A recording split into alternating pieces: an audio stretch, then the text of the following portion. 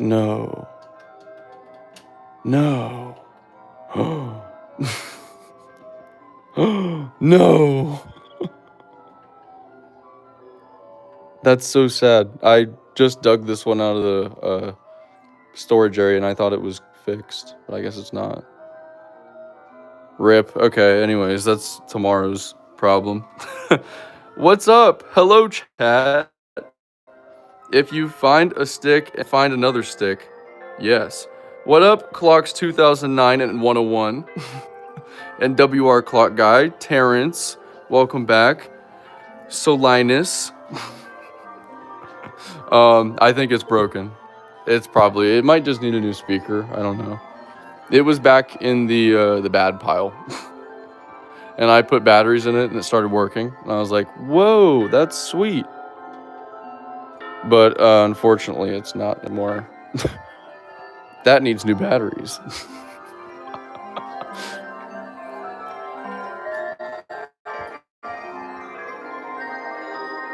The clocks are barking tonight. Ooh. Hey, thank you, Clocks 101 for the 100. Oh, and Clocks 2009. And Clocks 2009 again.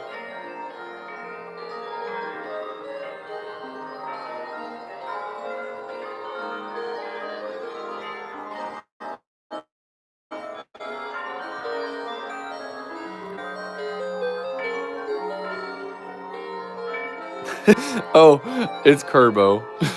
What's up, Clock Hugger? I actually forgot. That's kind of funny. I know you've been in here before, too.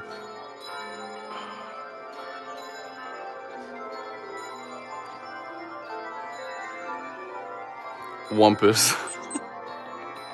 Thank you, Clocks 2009 and Clocks 101 and Clocks 101 again. Holy crap, what are all these hundreds? Oh! Holy crap. Look at all these hundreds. Thank you guys so much. And the music stopped on that one. The song was over. Holy crap, how many 100s are there? 6, 7. 6, 7. Oh, okay, it was past 6, 7 now.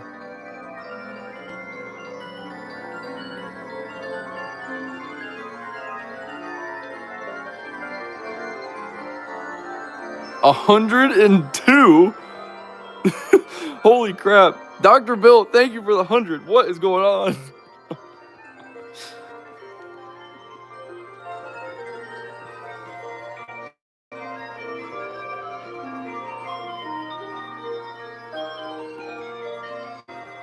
Holy crap, Clocks 101, what's happening?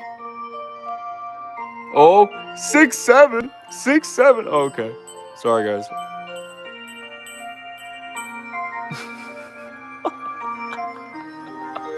What is going on? Thank you, guys.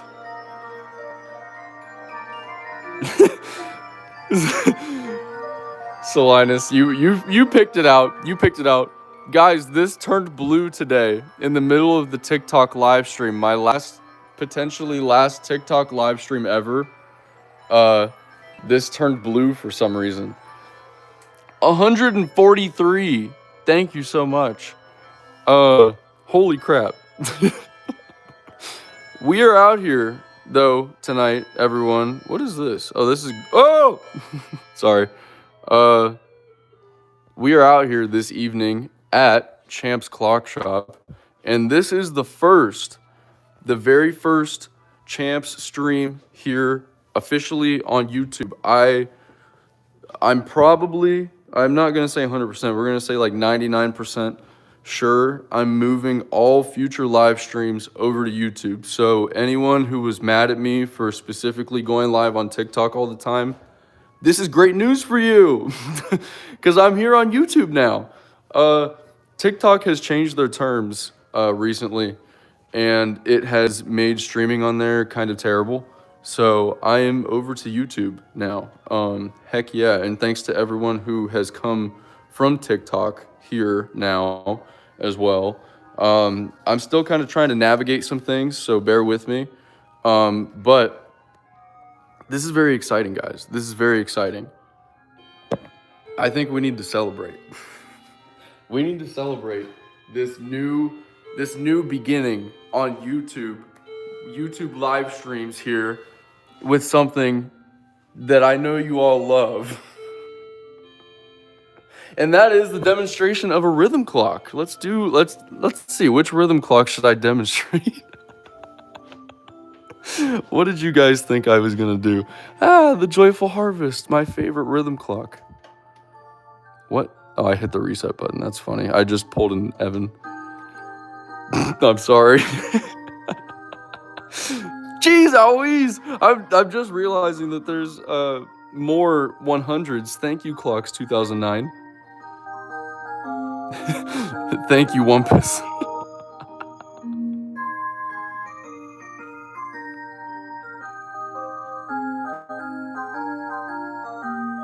Oh, Dr. Bill, thank you for the latte. And we still got the 100s going crazy. There's like 134 of them. That's so crazy. Logan, I have not opened the Seiko clocks yet. We can definitely unbox those, but real quick first, I have two things I need to take care of. Dr. Bill gifted me a latte, so I'm gonna go get some coffee. Cause that's definitely what I need right now. Look in my eyes, I need coffee bad. I took a little bit of like a breather, not a nap, but I just kind of like laid on the couch and just like decompressed for a little bit earlier, and I had a nice big large sirloin steak with a side of mac and cheese for dinner. So I'm feeling very refreshed, but this is definitely gonna make me feel a lot better. And I think we're just gonna knock two birds out with one stone here, and do what I was actually gonna do whenever I was in here. And then after that, we can open up the Seiko clocks if you guys want. I'm telling you right now, this live stream is genuinely gonna go down in the books as one of the best ones I've ever done. I'm not trying to like put that out there, but we got some interesting stuff going on. You may notice that the title says that Jeff is gonna be in the live stream and he's not here right now. Jeff!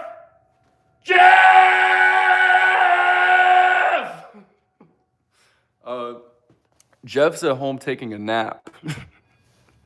And he's gonna text me when he's ready. And whenever he's ready, I'm gonna get in the car and we're gonna go pick him up. On live. Never done before. We're leaving Champs and coming back. You guys get the full tour. Yes, my name is Jeff. Was a pleasure meeting you as well, Dr. Bill as well. I hope to see you guys again. Hopefully I can come see you guys' actual location there. Dr. Bill and Clocks 101, they've got a nice antique booth full of wonderful clocks as well as other little trinkets and things in Murfreesboro, Tennessee. Gotta shout them out. Take a shot of espresso. But yes, let's see. Can I see the Foster Campos banjo clock? I will show it to you, but ask that again whenever Jeff is here, because Jeff will be able to tell you a lot more about that than I will. And honestly, just because of how fragile it is, I don't want to like make it chime or touch it in any way, because it is a pretty fragile one. But I will show you that.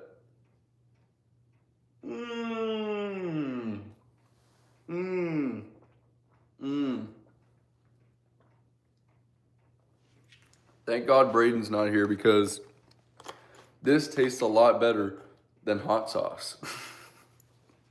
And unfortunately, if Braden does come in, I do owe him some hot sauce shots because he gave me a lot of chili peppers. Clocks 2009, is it bell time? Is it bell time?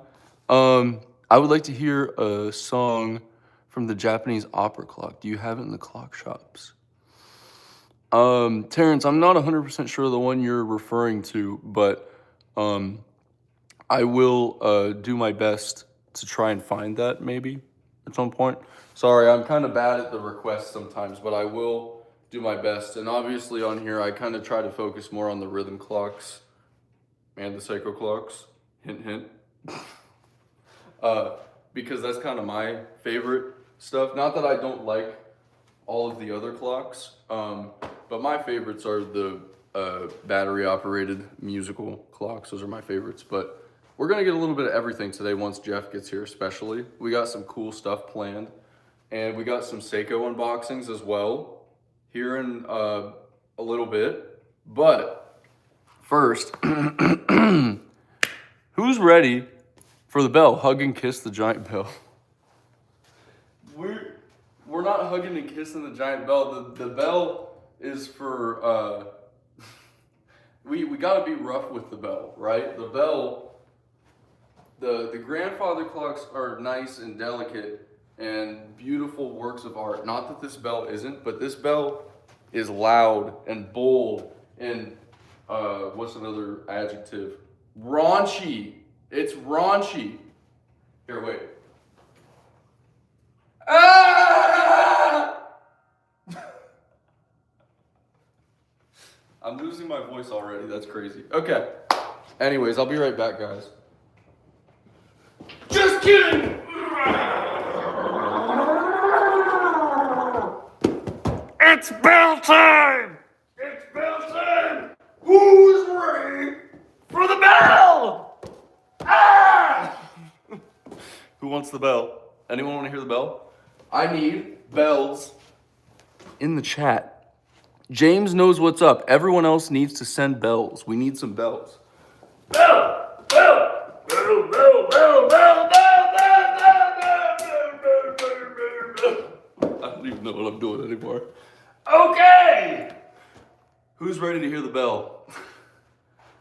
Countdown. Ready? 1, 2, 3. Just kidding. 1, 2, 3. Oh, I'm just kidding again. Ah! You never know when I'm actually gonna do it. I literally could do it.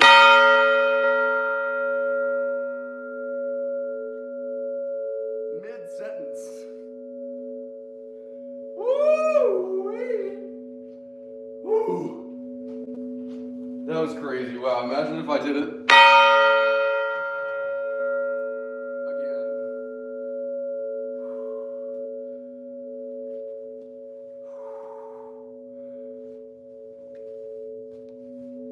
That was the bell. Anyways, let's see here. Holy crap, I missed a bunch of chat messages. My chat was like stuck in one spot. You got me with the bell too many times. I got a video of me getting you with the bell too. That was pretty funny. The bell craves hugs and kisses.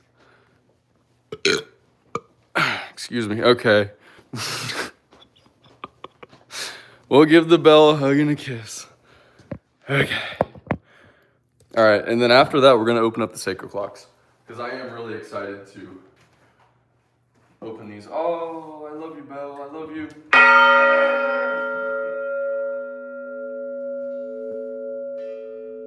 Thank you for everything that you do, Belle. Please don't fall on me because I know that you will end my existence because you are 800 pounds.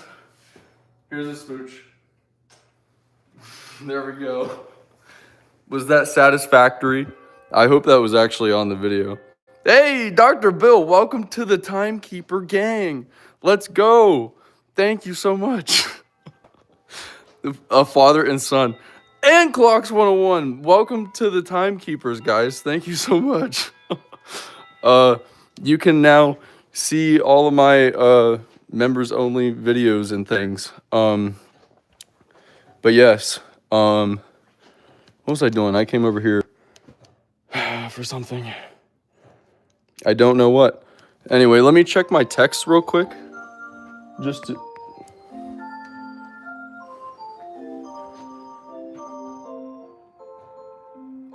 guys, you saw that, right? Because I definitely did not press the button on that.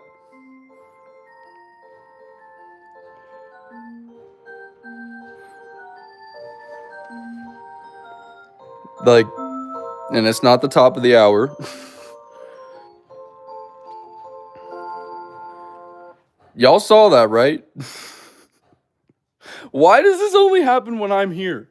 That's like the 4th time that that's happened to me here.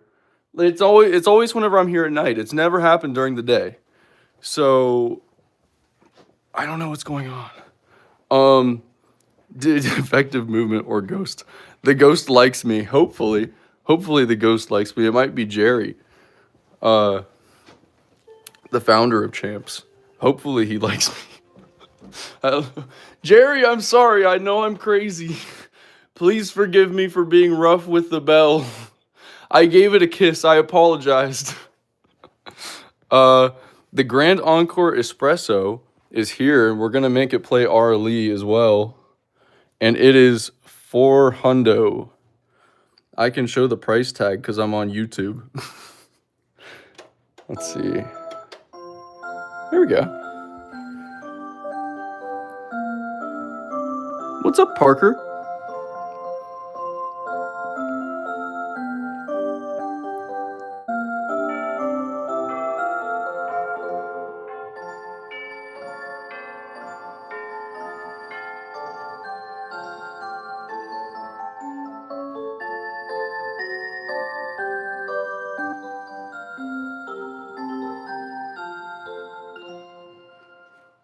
Bada bam.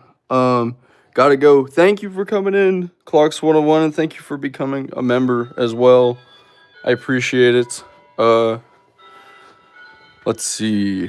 Um, hey, I got all my clocks at last, and I couldn't be more happy, bruh. Thank you, Pro Moxie. Welcome to the YouTube stream.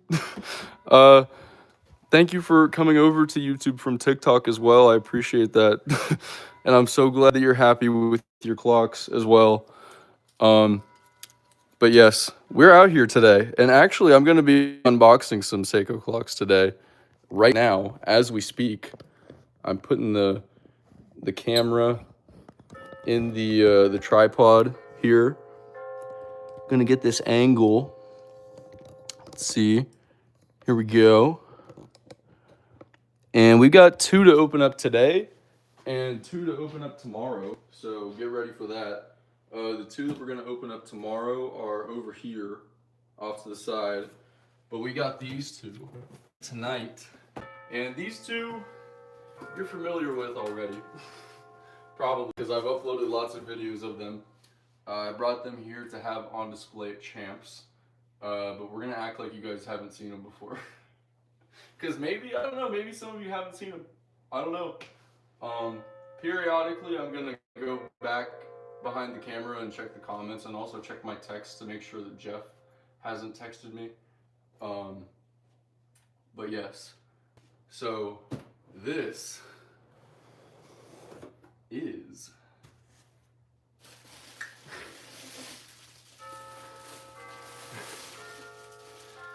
Get ready, get ready. We have the Blue Skies Melodies in Motion clock by Seiko here. It is a fan favorite. You guys really like this one. It's something completely different for Seiko because they normally have, with this sort of style, multiple dial pieces that rotate around. Whereas on this one, the entire dial rotates. And it has this little balloon here that stays completely level all the way around. It's pretty cool. I kind of spoiled the motion if you haven't seen it before. But that being said, we shall put some batteries in it here so you guys can actually see it and hear it in action.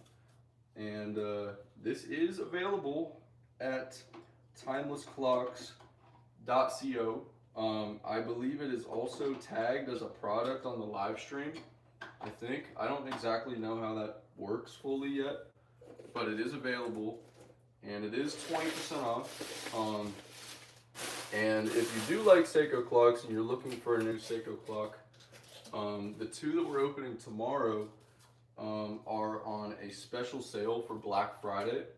And actually, I guess it's technically Black Friday and just the general holiday season because it's going to be on sale all through the end of the year.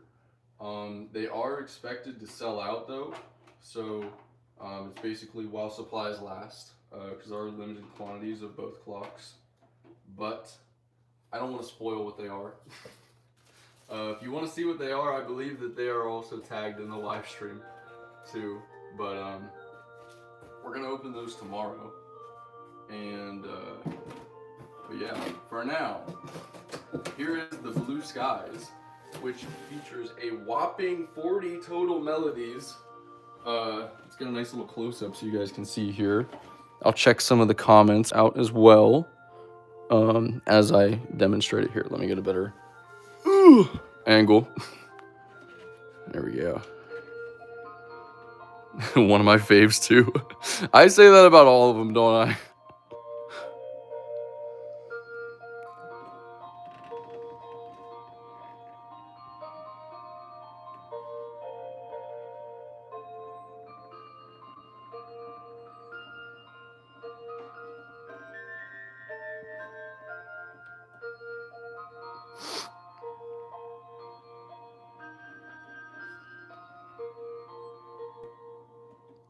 One thing I will say is Champs has way better lighting than I do at home, because this thing looks great in their lighting right now.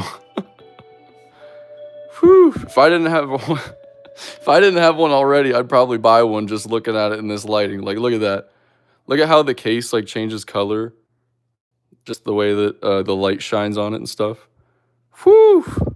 Can you play Home Sweet Home by Crystal Bell on the Blue Skies? Yes, I will.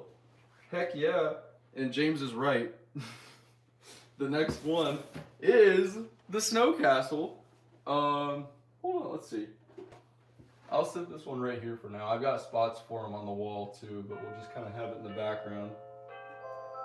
And as I work to open up the Snow Castle, I will continue to demonstrate the Blue Skies beside it so you guys can hear.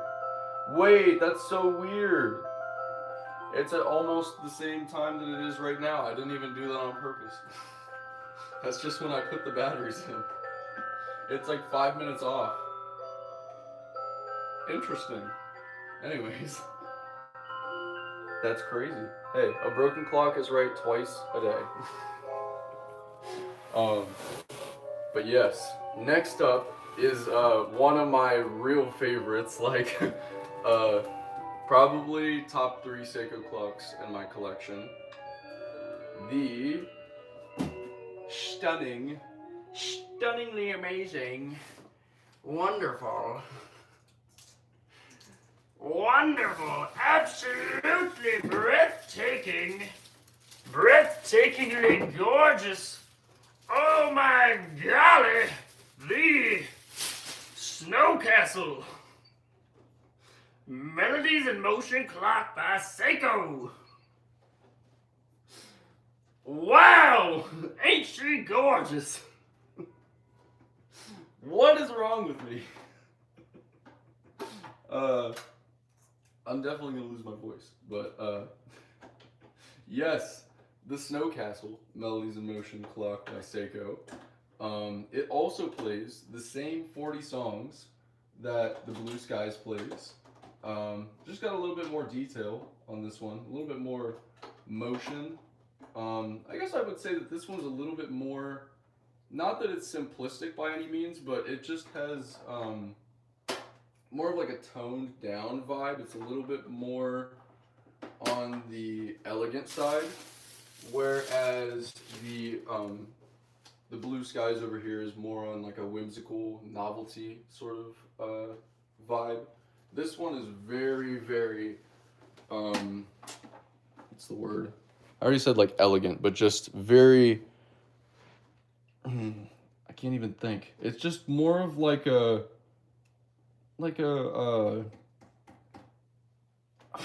I can't even think. It's just more of like a fancy kind of more formal. Formal is the word I was trying to think of, like a formal vibe, whereas this one's a little bit more playful back here. But they do have the same 40 total melodies here.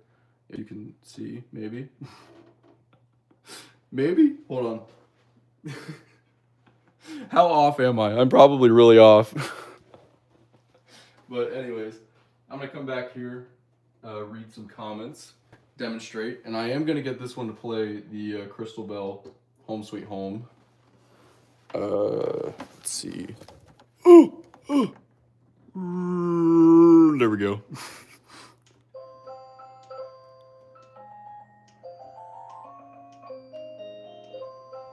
Wait, does this not even play that? Hey! Oh, I'm in the music box collection, no wonder. Heh.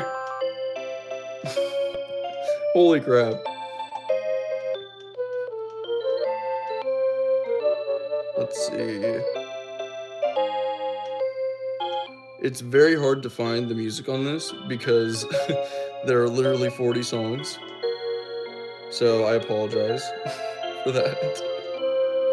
Okay, Home Sweet Home. Finally, here we go.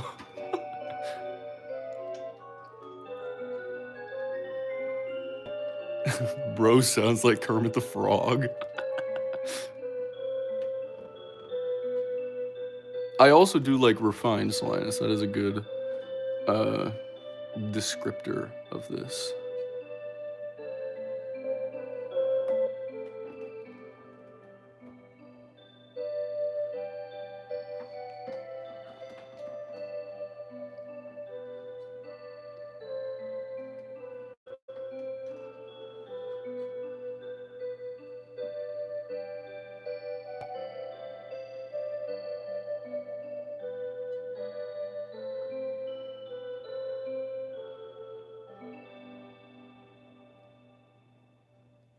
Let's see. Terrence wants to hear Silent Night. So let's. Oh shoot! I didn't mean to cut it off. Let's see. But Terrence, you're right. It is Christmas time, so it is a good idea to play some Christmas tunes. So here we go. Let's find Silent Night here.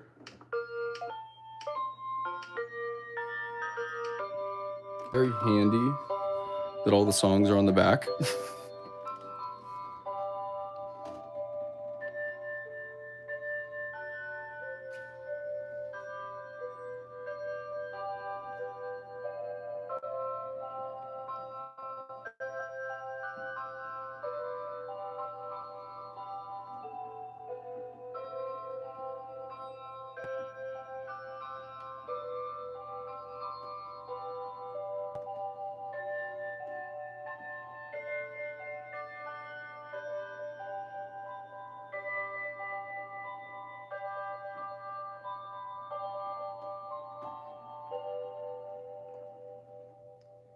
That is such a pretty sound, too. I've always been a big fan of the sound on Seiko's clocks for their Christmas songs. I don't know if you would consider that. I don't know. I wouldn't really consider that to be a crystal bell or a music box because it's got a little bit of a different timbre, I guess, than both of those.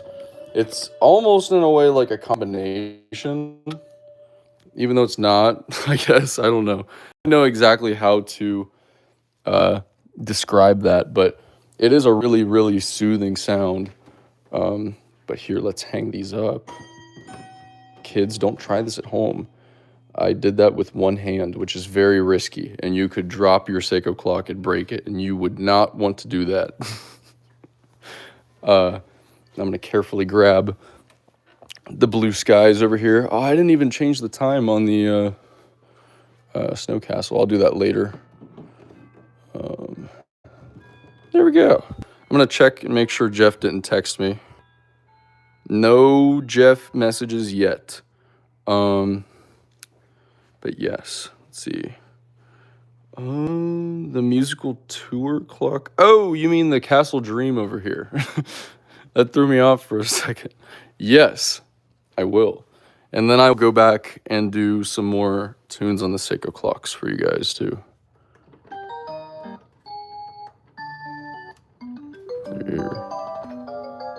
There we go.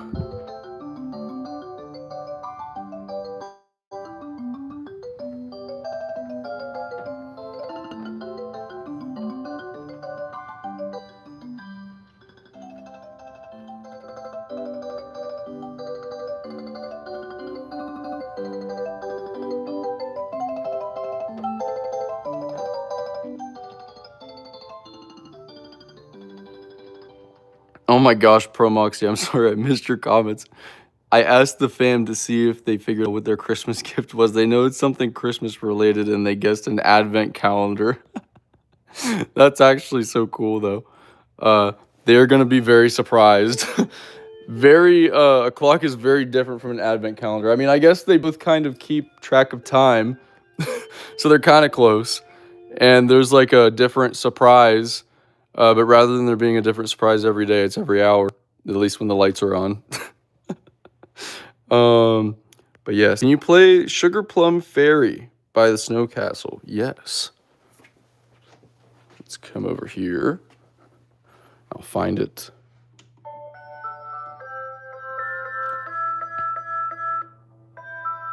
There we go.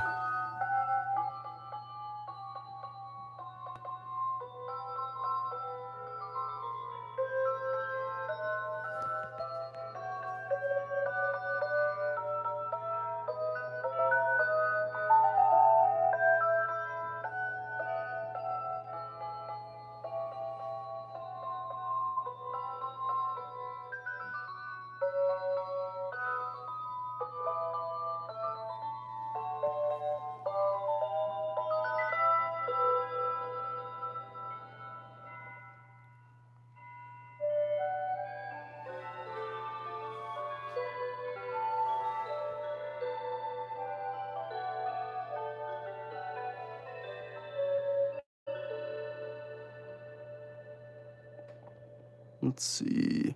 Terrence, unfortunately, well, I don't have a Peaceful Cosmos out here on the floor at Champs. There is a Timecracker 2000 that I brought out, which is the original version of the Peaceful Cosmos. But it unfortunately is not working at the moment. I don't know what's wrong. It's locked up. There, I'm hitting the reset button. Let's see. I hit it earlier, and it opened up, but it didn't play music. So I'm not sure. Oh, okay. Nope. So I'm not quite sure what the problem is. I wouldn't think that it would be low batteries because everything seems to be working otherwise. It's keeping time, the motion's moving at its regular speed, and the pendulum's also working as well. So it could be a computer board issue, not 100% sure. But yes, I will play a song on the original DWS Timecracker over here though, because it has the same songs and it's essentially the same clock. Just has a different frame and slightly different colors and design, but it's pretty much at its bare bones the same thing.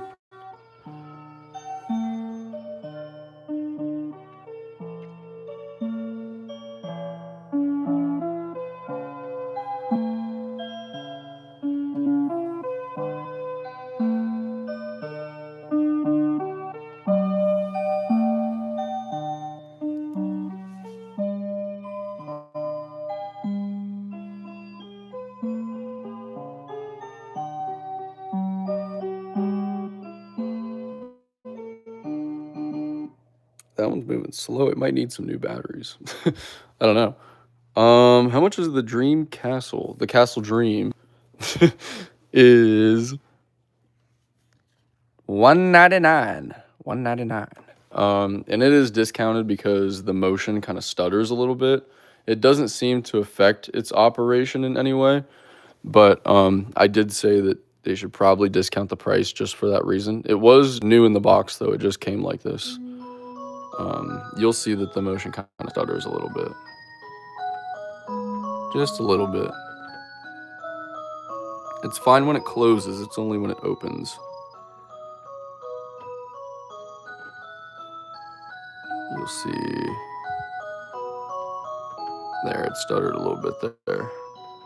It doesn't look as bad as I remembered, but I'm very surprised this hasn't sold yet because it's an extremely rare rhythm clock. You don't really see these ones come up very often. And with it being in the original box with the stickers and everything on it, I actually don't even have that one in my collection yet. It's kind of tempting to not buy it myself, but at the same time, I don't have the room either. And I have the Carnival that plays the same songs as that one. But yes. Thank you for the holy crap. How many 100s? It doesn't even say.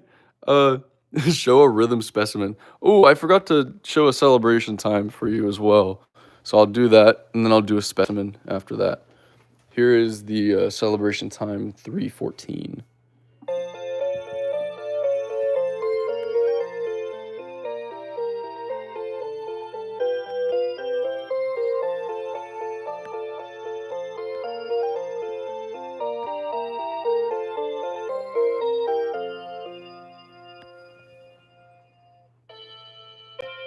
And now it's going to chime a bunch.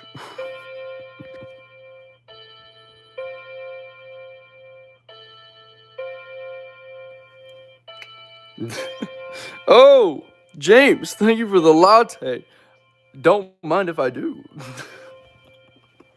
Hold on. That was funny. All right, I got to find a specimen now, though. Let us see.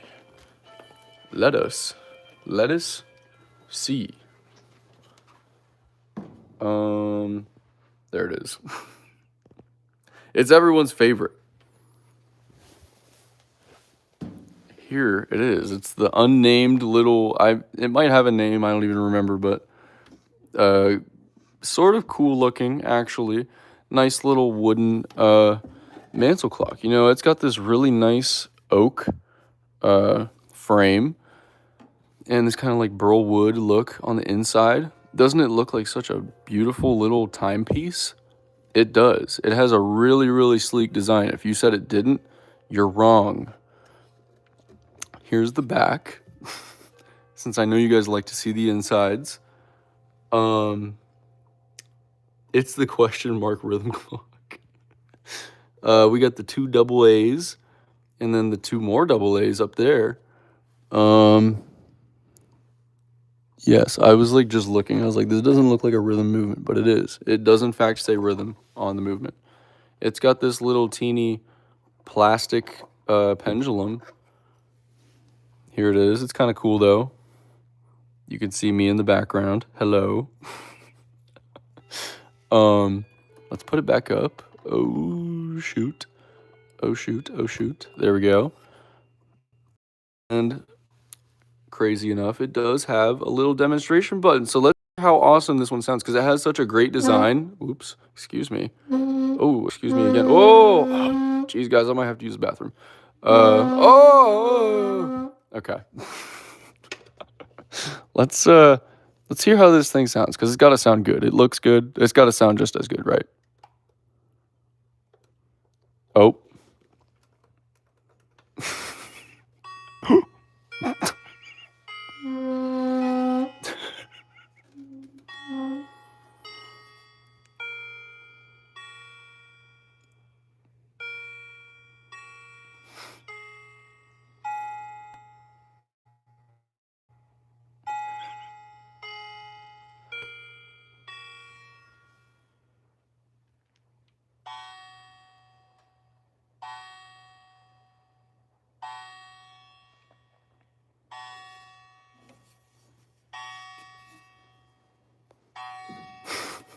It most definitely does sound depressed.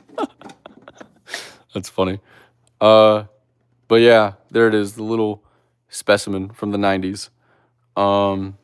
In-depth look at the specimen.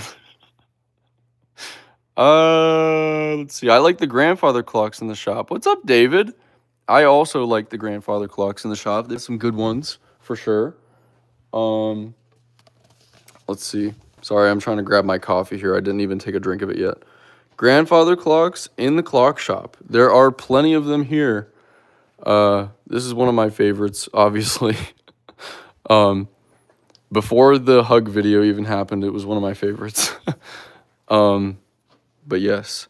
Can you play Wedding March by Music Box on the Blue Skies? Yes, I can. Let's come over here real quick. I need to clean up these boxes too. I'll do that later. Let's see.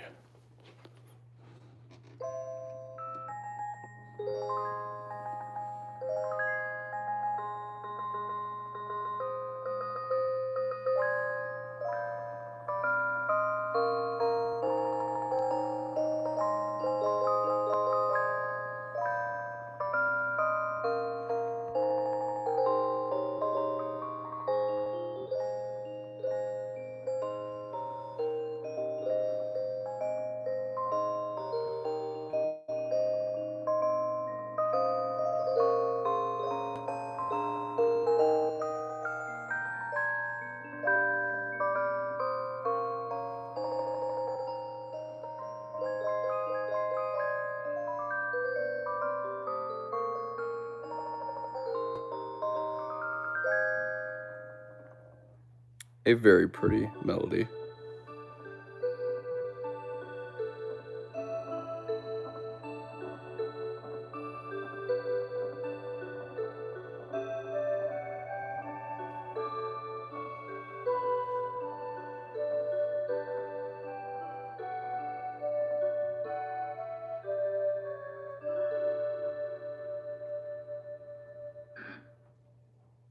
The heck was that? Did you guys hear that? That was weird. I don't know what that was. Yes, isn't it crazy to see Seiko melodies and motion clocks on the wall at Champs? I invaded. I brought the Seiko clocks. They're everywhere. They're spreading. Give me 1 second. Okay. I got some coffee here.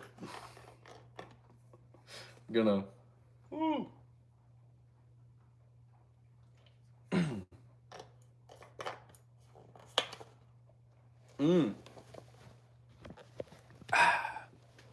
Yum. What was I gonna say? That was a ghost. It might have been. It might have been the ghost that made that other rhythm clock go off earlier too. By the way, I did text Jeff. I texted him twice, and I haven't heard anything back. I don't know. He is a man of his word, but unfortunately, sometimes he is not. He's very busy. He had a very long day today, and so did I, to be fair. But yeah, if he doesn't show up, I apologize on my behalf. Kind of my fault. He did plan on being here, but I should know that sometimes the things that he says are inconsistent. So maybe I should have thought a little bit before I put his name in the title of the stream. But he fully did intend on being here. We had planned on this days ago. So hopefully he makes an appearance. I told him that I would come and pick him up because he doesn't live that far away. But if he doesn't, I apologize on my behalf and his behalf as well. Hopefully we hear back from him soon. But yes. What else? Honesty on the Tri-Cracker? Yes. Of course.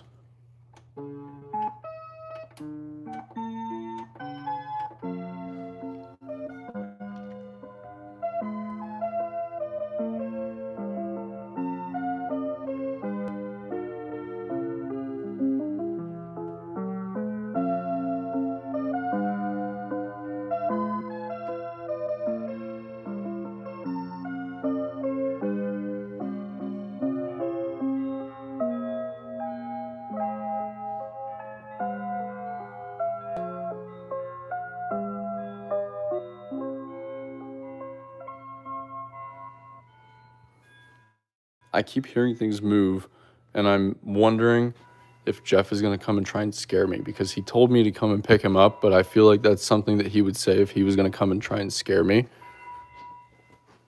So there is always that possibility too. But I feel like I would have heard him come in. Ooh. The choir. What better clock to listen to at almost 11 p.m. than the choir kids?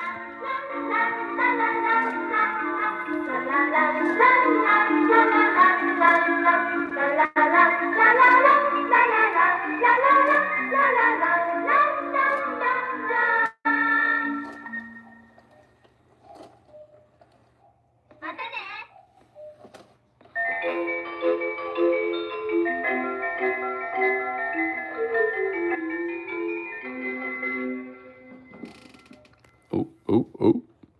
Oh, oh. There we go.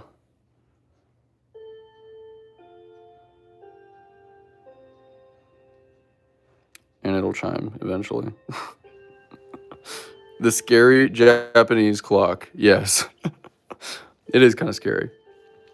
Rhythm choir haunting your dreams since the 90s. Very true.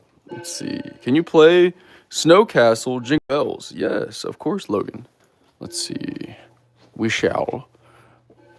come over here and find it. Ooh, we can't skip Auld Lang Syne though. This is a good one.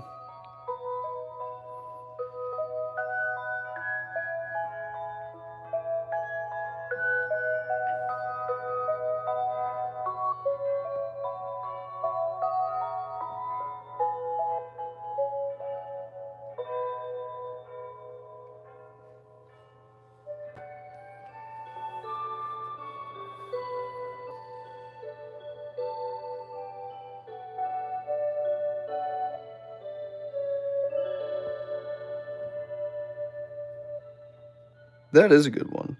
That was not Jingle Bells. I know, Logan. I know. I wanted to play that song. I do some of my own requests sometimes, guys.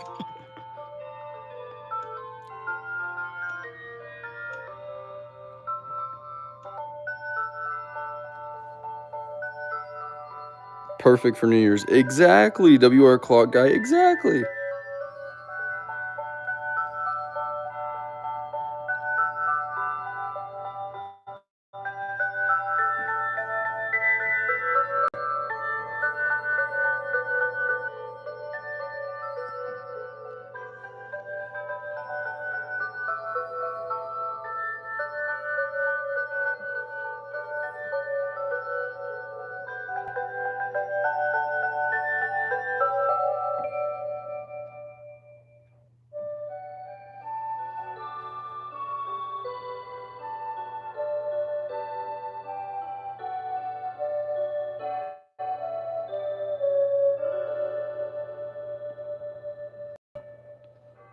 Bada bang, bada boom. Could you play A Hard Day's Night on the Time Cracker Legend? Yes, I shall. Let's come over here. This one is sold, by the way, I do believe. I think Jeff was speaking to the customer that bought it on the phone tonight, actually. So, unfortunate to see this one go, because it is a really cool one. But, let's see.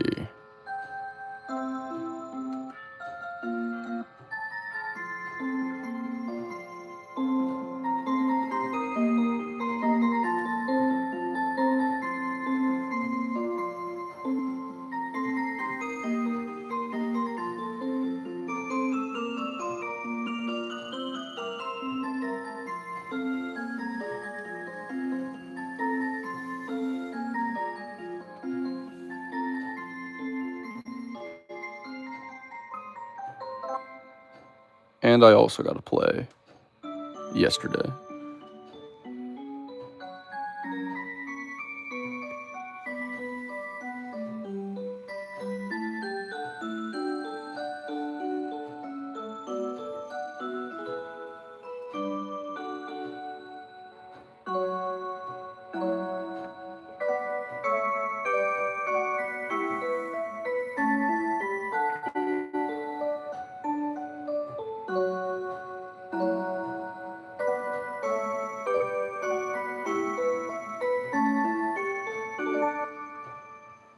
Love all those details. Thank you.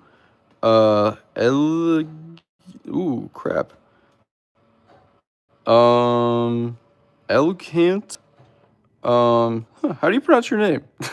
I'm sorry, I'm trying my best here. I'm not very good at pronouncing things. uh, let's see. Thank you though. Let's see. Is the rhythm choir clock the scariest? It is definitely one of the scariest in my opinion, personally. It's a weird one. And yes, I can play the floral fantasy. It's pronounced elegant. That's how I was gonna pronounce it to begin with too. That's funny. Yeah, the Citizen Clown Clock was gonna be my next my next answer. Especially whenever it has low batteries, because it sounds really scary. Because the music gets all distorted.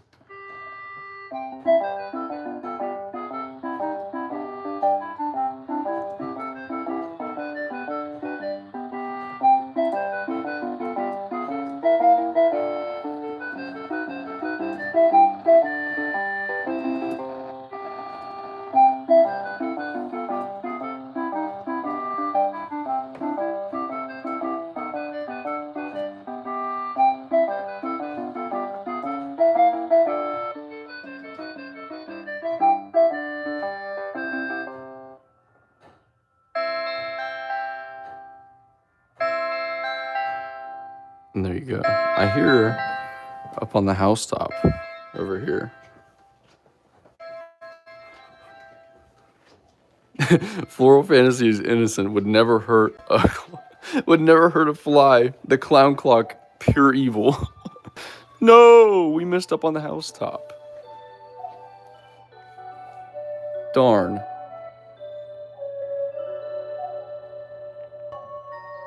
Bam.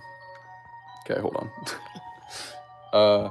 Logan, I'm finding the music box collection on this one because it's currently in the Crystal Bell.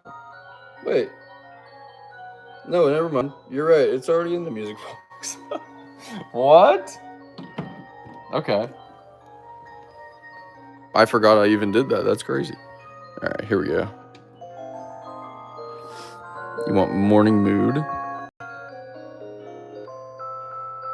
Wait, hold on. Does it have that one? No, it doesn't have Morning Mood in the music box. It has Morning Mood in the Crystal Bell collection. You guys are throwing me off. You're throwing me off. I know it plays that song, but it's not in that sound. Oh my gosh. This is why it's hard to do song requests. I'm trying my best though. Thank you guys for bearing with me on that. Let's see. Okay. Morning Mood's next. There's kind of a lot of clocks playing right now, so I'm gonna wait a second to play it. We'll come over here and do the Gala Winterfest in the meantime. But here we go. I just got an email from a customer. Hey, joyful meditation.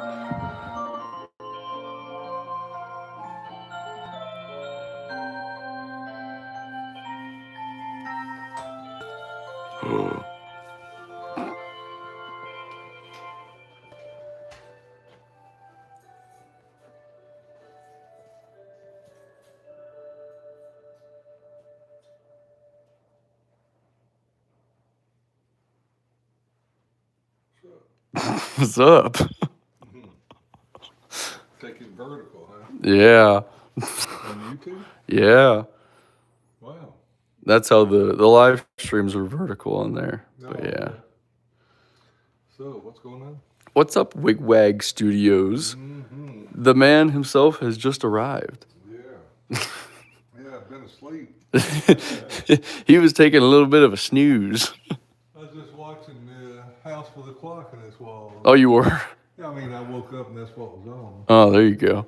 It's funny, I just had the whole manifest of all those clocks that were on the movie. There you go. I was looking at that earlier. What's up, Jeff? Oh, not a whole lot. Just got a lot of clocks. A lot of clocks. Oop. Yippers. The Dar bell.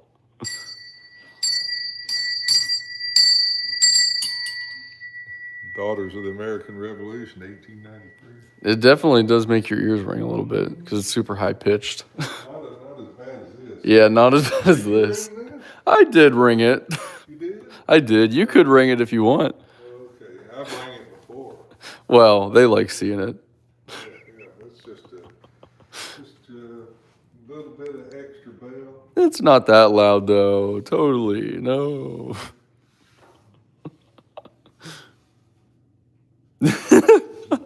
Did you see me do that earlier?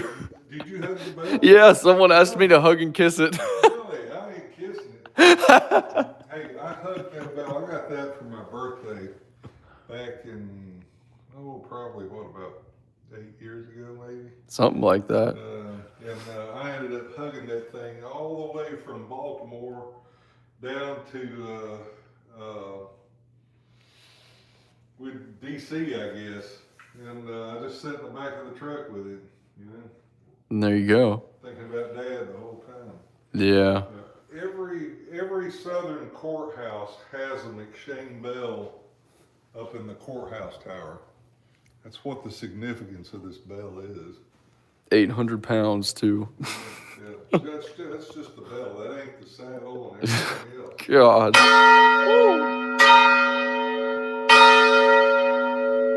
Look at that.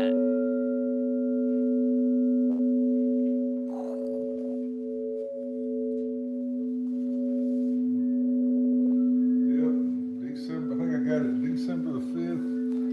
Something like Did that. it say on here? Boom. December 6th, 2013. Yeah, that was. Has it been that long? Yeah, I didn't realize it was. 2013. It wasn't I here said the. 8 years. So Yeah, it's, it's fairly close to that. fairly close. Yeah, it wasn't here the first time I came. Yeah, yeah. When we got it, I had a special platform made for it so it wouldn't slide off, and so just the bell on the saddle set in that little thing, and I'm stuffed in the back with it because we had all this stuff protected, and I had 3 other guys with me in the back of the sprint, and we went in the sprinter van. And That's pretty cool, though. We're almost to the top of the hour, sort of. The chimes aren't quite as interesting as they would be but for. they could be. They could be. They could be. Did you hear the big cuckoo clock? No, we have not done the cuckoo yet. Yeah. Whoop. So, the big cuckoo clock we had built in 1986, and came in a crate the size of a Lincoln Town car. Jeez, Louise. In a 30-foot container.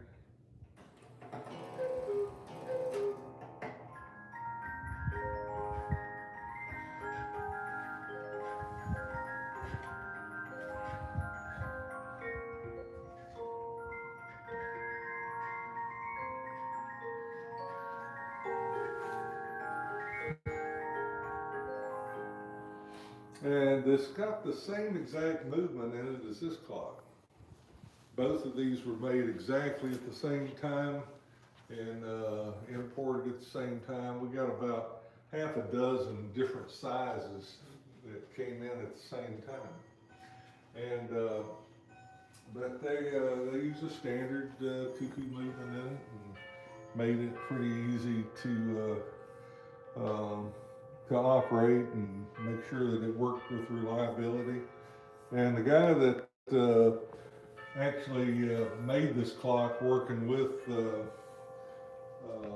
Dole Exquisite, this guy, he's still around, so he worked with the Dole family, and he's listed on, if you go to our website and go down about the world's largest real cuckoo clock, it'll show you a picture of the 3 guys that made it. And it's unfinished, hanging on an exterior wall of the building in Freiburg, Germany. And they said, well, why was it on the outside wall? And it's because they didn't have a wall big enough to put it on the inside.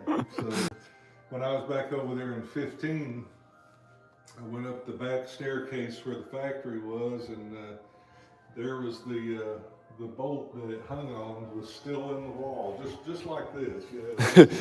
It's just hanging out there where it hung. That was actually so cool that you went back to the same building and they still had that screw there. It was this building, but see, this is their floor level, which was their showroom, and then they lived in this level, and then if you drove around back, then you were at the factory entrance down there where they did a lot of their manufacturing. They had another facility too that they worked in, but for some reason or another, I was led to believe that this bird was exactly the same size as a real cuckoo bird. But real cuckoo birds are actually a pretty darn big bird. Finally just saw one here recently. Oh, I was going to say, because I remember you saying a while back that it was the same size as one. Yeah, that's completely false. I don't know. Maybe a baby cuckoo bird. Yeah. But someone wants to see the Foster Campos banjo clock. okay. The one that used to be in here is I sold to a guy. Okay. It was a Stennis clock that never got completed. And Foster Campos and a lot of other people bought the remains of that stuff. But it was a big Durando, beautiful, beautiful, perfect, flawless piece. And the guy that got it, he cherishes it to this day. Now, this is the only Campos piece that I've got right now. Must be Jen Yurt. He loves these clocks. But very, very high quality clocks. These things were sold in Sturbridge Village. If you went to Sturbridge and went into their factory store, you would see some Foster Campos clocks. And these are we're at the top of the hour. Yeah. Yeah, but anyway, they made them so well and so nice that you could be looking at a brand new Scion or Aaron Willard. And the bezels, these were cast. They're not just a stamped and rolled piece like this. This is dang. Stamped and rolled. See, that's just a little thin piece of metal stamped and rolled over. Those are cast. Holy crap. It's a big hunk of cast brass. You can't really tell it that much looking at it, but you know, the big difference on a $3,000 clock and a $4,000 clock is little things like that bezel. And see, then this thing was put on a lathe and turned and polished and really made out nice. Now the dials are all painted by the Dial House in Hiram, Georgia.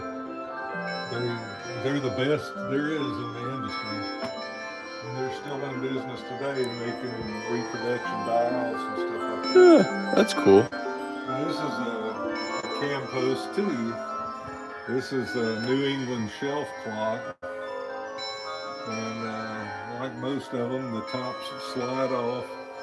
The interior is made just like an original piece. And just some of the highest quality that you can find in very high quality mahogany pieces. There's got the weight track that the movement actually travels down. And then you don't want this beautiful reverse painted glass knocked out. Oh, geez. So they put this piece in place here so that the clock moves around a little bit. And that's the thing, if you had a house that was built in 1840, just walking across the room could get everything in there wiggling around. So they put this shield in there. Salinas was doing some research. There's actually a little thing here if you want to. Yeah, this is about Foster Campos, which he studied under, I think Stennis was his original, teacher of all this stuff. And he came in as an apprentice. And I mean, look at the little double edge lock-ins. It's like a dovetail that keeps the top on. And of course, everything about it, the hands were handmade. These weren't just little cheap hands either. They're really tough. And it's a drop-off bell. So you get to hear at the hour. That's cool. Like you could hear it in this when it goes off. Anyway, that's what that shield is for. It's a glass protector. I never even knew it had a shield in there. Yeah, sure you did. That's one of those ones I'm afraid to touch. I'm afraid to touch it too.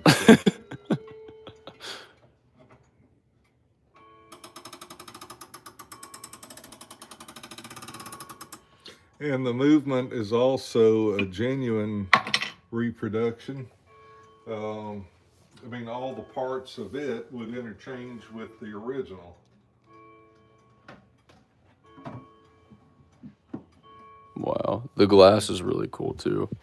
much like a lot of northern products, like northern firearms and things. I mean, they were highly manufactured with precision.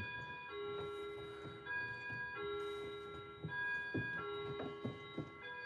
you go. And notice the dial is convex. Yeah, that I was gonna say that.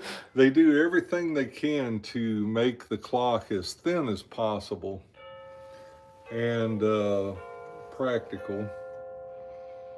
But it makes it difficult when you go to line up the hands that, I mean, they have very little clearance. So you, kind of like a watch, you know, Yeah. except a big old thick watch. Ooh. Yeah, you can see there's not much space in between that there. No. No, no. They like that little Kit Kat Christmas ornament. Yeah. Yeah, funny, I was watching Red One. This is the actual Kit Kat ornament that was hidden in the Red One um, Germany toy store. That's cool. Yeah, imagine that. We went out to eat the other night and they had it on one of the TVs and I kept glancing over to see if that scene would come on.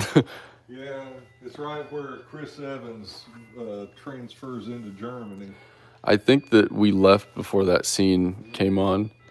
I put some new clocks on your wall. The cucaracha, the cucaracha. Don't wake up. Please, mañana, mañana. This is cucaracha. Yeah, so is this the ones that you brought? Oh yeah, I did bring these. Mm-hmm. Did the others show up? Or? The others did show up. Mm-hmm. I'm gonna open those tomorrow. Hey, But you'll want to see that. You know, Chevy, he's all the time sneaking something new out of the box that we haven't seen. got some new Christmas songs. Yeah, never heard that one. What is that? Never heard that one either. This one? Mm, Nutcracker? yeah, never heard it on this. Oh yeah, I've yeah. never heard this clock before. Yeah. It's not my clock. It is a little bit different. Auld Lang Syne, Mm. the New Year's song. Every time you hear a bell rings, an angel gets his wings. So the next time you watch It's Wonderful Life, think about it when they sing Auld Lang Syne at the end of the movie and the little bell rings. And did you know that you can get that little bell still today? Where at? We sure can. You can right here. Oh my gosh! They have them at Champs. Yeah. Yeah. So you can get the little Christmas bell from It's a Wonderful Life. With the Kit Kat ornament, James says that he needs a Kit Kat ornament for his tree. Yeah, the Bevan Bell company that made the original It's a Wonderful Life bell, which is this size bell. Yeah, look at there. at Even that. says It's a Wonderful Life. Every time you hear a bell ring, an angel gets its wings. It's a Wonderful Life. Is that the? That's a little bit smaller than that one. Yeah, it is. I thought it This was the is- same This thing. is an actual silvered bell. Okay. Yeah, that one's actually silvered. All this time, I thought that was the same exact bell that Yeah, was in the they are box. the same bell, but there's a different size to it. Yeah. And my grandson has a thing for bells. This sounds more like the ones you would hear every time you go to the grocery store. I was just gonna or say. the mall. It's got the same frequency. Yeah. A real Christmas bell sound, you know. But these are real nice. They're silvered and they're engraved with "It's a Wonderful Life" on there. Yeah, that's cool. And then they're gate bells. I must have shook up some dust on it. Jeez. Woo! Bless you. Hate when that happens. Do they have Kit Kat ornaments at Champs? Well, Clocks 2009. They do. They do. You just saw one at Champs, and they do have plenty more. I don't keep all of them, But, I mean, we got the salt shakers, which are really cool, salt and pepper shakers. So you can get up here and These are cool. salt your popcorn. Pepper your something popcorn. that your wife doesn't like, just so she will sneeze. And, but those are really cute. And they're sitting looking at each other. And that's something that most people don't notice. They're looking at each other because they are in love. Look at that. Salt That's loves cute. pepper, pepper loves salt. And then this special edition, this was designed after the owner that recently passed away. He revived Kit Kat clock in the early 80s, and when he passed away, because he was always wearing tuxedos, they dressed Kit Kat in a tuxedo, just in his memory. That's pretty cool. There's the ornament. There's your ornaments. And then we've got every kind of Kit Kat necklace. Woo. Or, let's see, we got all that stuff in the back. Yeah. And the coffee mug. Or a cute little cat grass planter. You can put your cat grass in there and let it grow out the top and give him a fro. That'd be cool. Green fro. And then the cat can come by and eat the grass out of his head. But, and you can sign our register when you want to. And this was the queen of the clock shop. That was that's Mama. Mama passed away this year in May, and she used to always take people through the shop and give them a tour. And actually, my granddaughter's 8, and she has started giving tours herself. And she got to meet one of her fans the other day. They went out. Nick took somebody out on a service call, or took her out on a service call with him. And when they went to the house, the lady says, "Oh, you're the girl that gave me the tour." So That's cool. Thrilled. And so some of Mom's clocks also have ended up coming out to the shop, stuff that she liked, and ended up. Now that's a standard, regular old Howard Miller clock, but nice quality, and something a little different. They got the movement fixed where you can just flip the lid up and Yeah, that's cool. go in and change the batteries.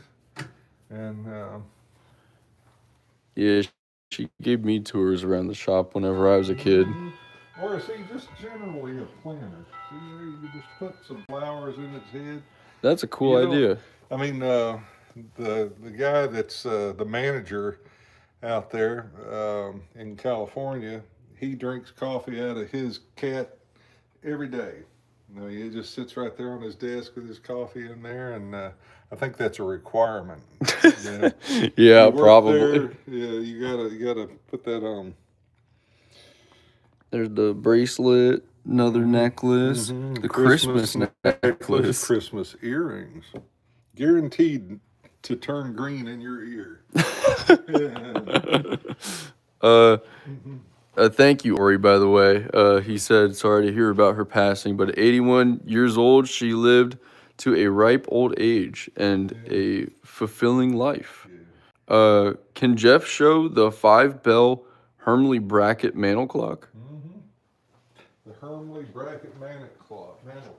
Manic clock. Mantle clock. I mean, the movement is the same movement that's in this. And it's actually a 4-bell. They cop out on that, and I mean, most Westminster chimes are based on 5 rods because they'll have one rod that's deeper than the other. But at $100 a bell, you know, you figure you got $400 worth of bells hanging on the back of this thing. They decided to cut $100 off and just use the big bell as the ringing bell.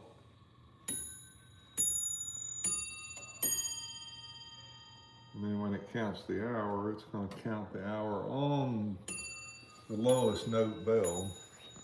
I'll come around. Whoop. getting a better view. Mm-hmm. There we go. Here's a better view without a blur. See, so when it counts the hour, it's going to actually come in and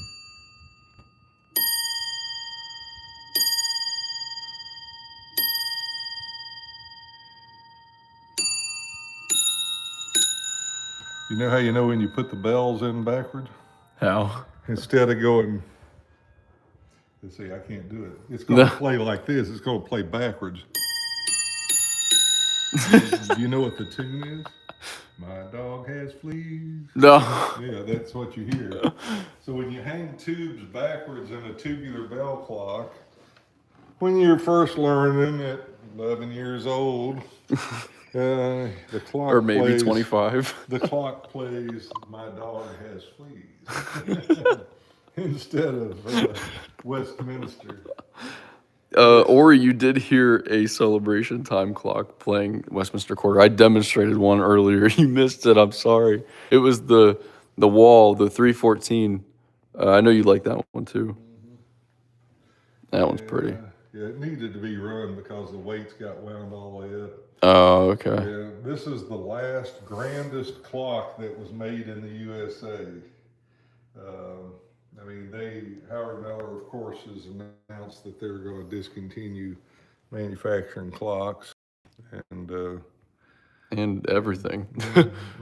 all their furniture and all that other stuff.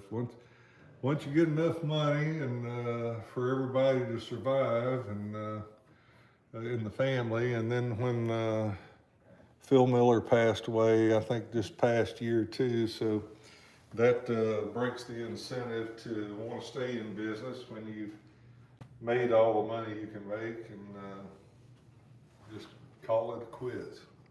Yeah. Unfortunately, that happens a lot. It is really unfortunate. Yeah. But.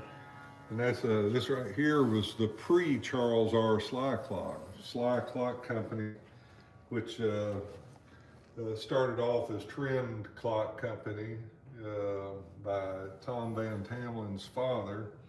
They started a Trend Clock Company, and then Sly purchased the Trend Clock Company, and they had been manufacturing for 125 years when they went out, I think, up there. And this was their first centennial clock for their 100th anniversary of Sly being in business. And Tom Van Tamlin stood here and he said, "Champ, where do we go from there?" He says, "I've built this super fine clock with all these excellent features, double side doors with the extremely nice picture framed, every little piece, every detail. The back of the clock's just as beautiful as the front." He says, "Where do we go from here?" Dad said, "You know, in Henry Ford's office in Greenfield Village, you know?" He says, "Yeah." He says, "You know that big oak clock that's in there?" He said, "Yeah, with the big columns." He said, "Yeah." He said, "Wouldn't that look good in mahogany and federal?" And Tom Van Tamlin said, "It actually would." So that was actually one of the pieces that they reproduced, and it was called the Model 200. That's cool. 200-2 CM. And beautiful. One of my absolute favorite clocks. And then everybody copied it a little bit. They even copied their own original piece with a lesser version. They pulled a Howard Miller is what they did. Yeah, I didn't want to say it. Howard Miller could make a clock that looked just like a Sly in the catalog. But then you notice when you set them side by side, and we typically would do that, is you set them side by side and you could see that, oh yeah, it does, it looks like it. And it's actually a couple inches taller than the Sly, but it's missing this feature, it's missing that feature. They figured out a way to generate something that resembled an original piece, but never was quite the original piece. And the same thing with this is, as elaborate and gorgeous as it is, and it's probably the flashiest clock that we've got in here. I mean, it's a shadow of a Charles R. Sly. But they made, like I say, a little bigger, and the inlays and things are real nice. But if it had These been made columns by too. somebody else, you'd have seen the differences. I mean, look at the inlay on this clock and the detail of the actual. I mean, this is what that would look like if it was just finished properly. Yeah. You know, but you know, they're high production, and The hands on this are really pretty oh too. yeah, yeah.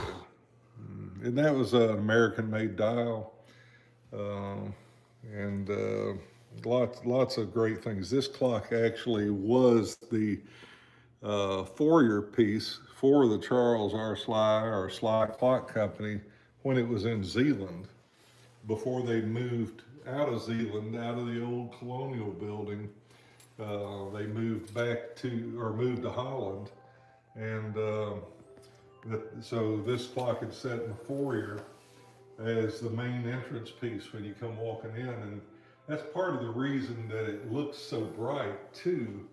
Is the clock's actually a little bit bleached because it's set there in the sunlight. It was originally a good bit darker than this, more like this shade. Okay. But you know, sometimes the sunlight can create a patina that's very unique. And you'll notice down there how dark that is. Same kind of inlay, but compared to here, it didn't catch the sunlight that it did while it sat there in the foyer.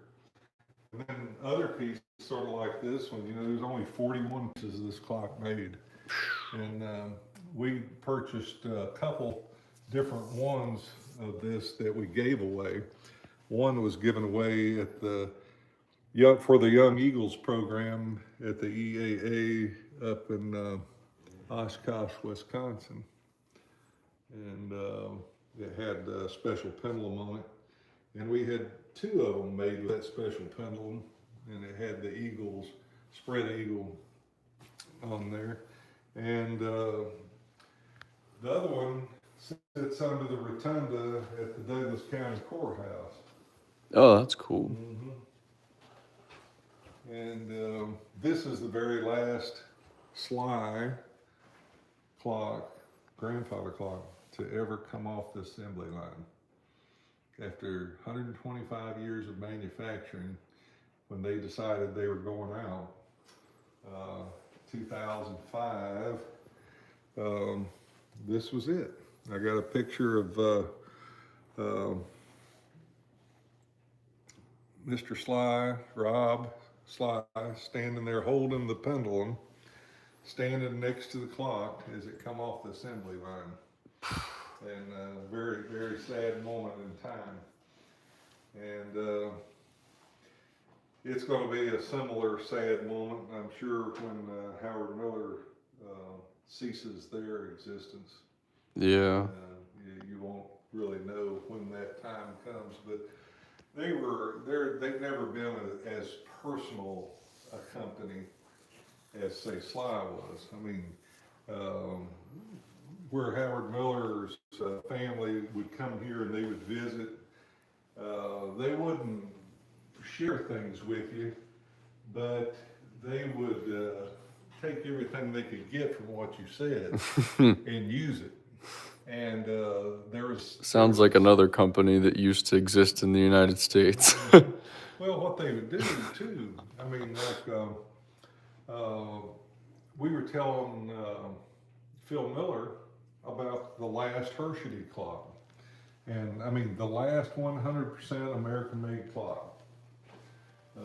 Someone was asking if you could show that off, so it was a nice segue into that. That's it. I'm gonna set this up like this and go get my phone charger so my phone doesn't die. Okay.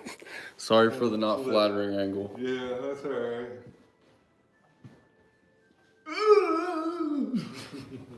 Good spot. But after 99 and a half years, this was the very last Hershey clock to be shipped out of the factory.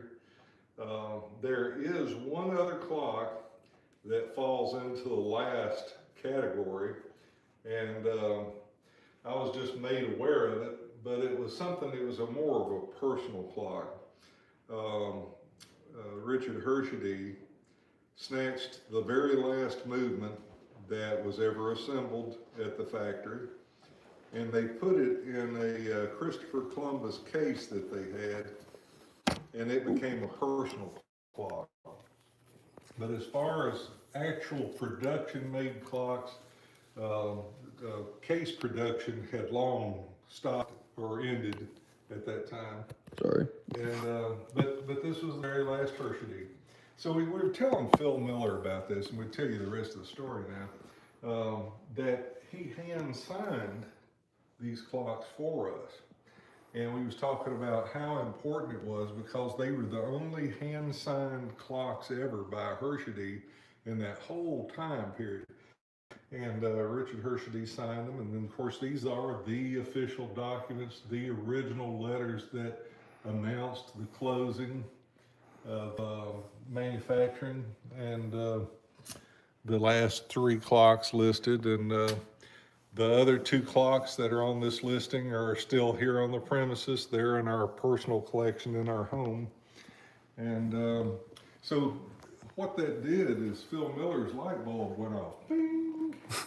The Signature Series by Howard Miller came out that next, I think right at the fall furniture market at High Point, they introduced the Signature Series by Howard Miller after talking about that, which is great because, you know, it was neat.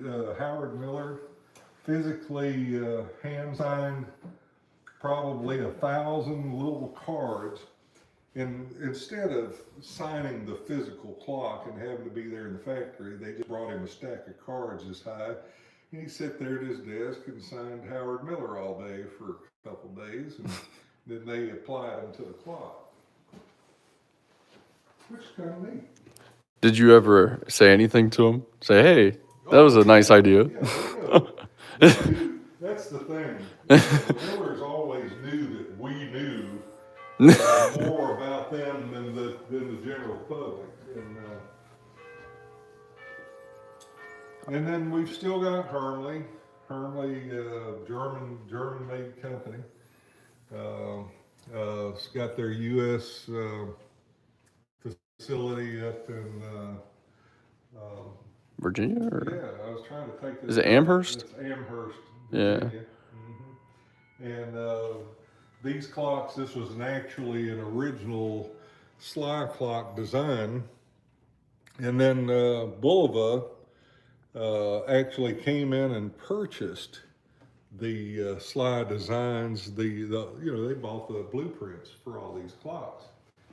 They did it right. And then Sly in turn sent some of their people to the factory to make sure that the manufacturing went smoothly, and they were able to follow the diagrams and everything to the key. And where everybody else, well, Howard Miller and Ridgway, if there was something that Sly made, they just bought one somewhere and copied it. And I bet they're all guilty of that. Sly did the same thing with the German curios. And I can tell you about that earlier, or in a little bit.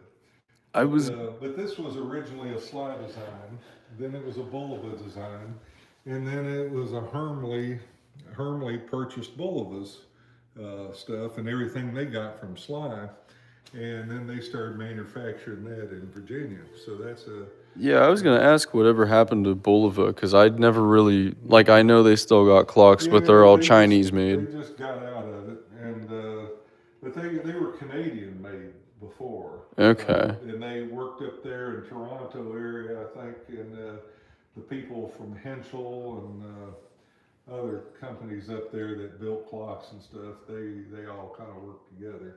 Oof. And, Thank you, James, for the 100 and some hundreds. Look at all these. what is that? I don't know, but there's a bunch of them. Yippee-ki-yay, thank you. Can Jeff also show the American Heritage wall clock in that room and the history? American Heritage. If you can wait till I didn't know if you were done, but We're right there with it. this person was saying this, or they've been saying it for about 15 minutes Okay. in the chat. Yeah, that's cool. Well, of course, you had Colonial Clock Company is sort of the grandfather to the grandfather clock industry in this country. I mean, I mean, Hershey was existent, but Colonial Clock Company was the staple clock. I mean, they just made some of the most wonderful clocks that there were. All right, so they went out in 1985. In fact, that's probably one of the most awkward visits I ever had was the day that we went in and picked up about maybe 125 grandfather clocks from Colonial and then drove down to the Howard Miller factory and went and visited Jack and Phil Miller at the Howard Miller factory, and they stood there looking out the window at that tractor trailer full of Colonial clocks. That's funny though. See, that's where Howard Miller's family got their start was with Colonial Clock Company. In fact, the Herman Miller was the manager of Colonial Clock Company in the 1920s, and therefore he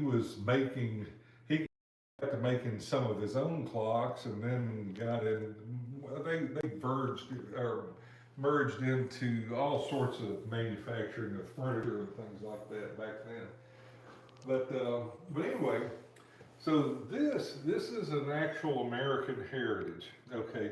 And where did American heritage come from? All right, Colonial goes out of business in '85. Shortly after that, a group of about, the finishing people and some of the company managers started up a company called Heritage Heirloom Clocks. They took the typical Colonial clock, and we're talking about Colonial clock after they moved to, gosh, I should just know that, but, Kentwood, Michigan. They moved from Zeeland to Kentwood when they were bought out by a lighting corporation. Okay, so that's when it left the original Colonial clock factory empty, and Sly moved into it. That's weird. I never knew that. Yeah. So originally, you got your original Colonial factory. All right. So then the lighting company purchases Colonial and moves them to Kentwood. A lot of people that worked for Colonial were not driving to Kentwood just to work on clocks and make clocks. So it just worked out fine that Sly Furniture, which was right there just down the street, decided that they're going to buy that old Colonial factory and start making clocks in it. So that's what they did. So they moved up to the old Colonial building. They boarded up all the windows and stuccoed it up a little bit and put some very high quality lighting inside and started manufacturing some of the world's finest clocks in there. All right, but Colonial's heritage stood when they started with the Heritage Heirloom Company. And Heritage Heirloom, they had their own designs, and then they had some designs that were previously being made by Colonial, but they just took them to the next level of perfection. So Heritage Heirloom rocked on making those really nice clocks, but I tell you, their resources were tough. And so they sold Heritage Heirloom to the New England Clock Company. All right.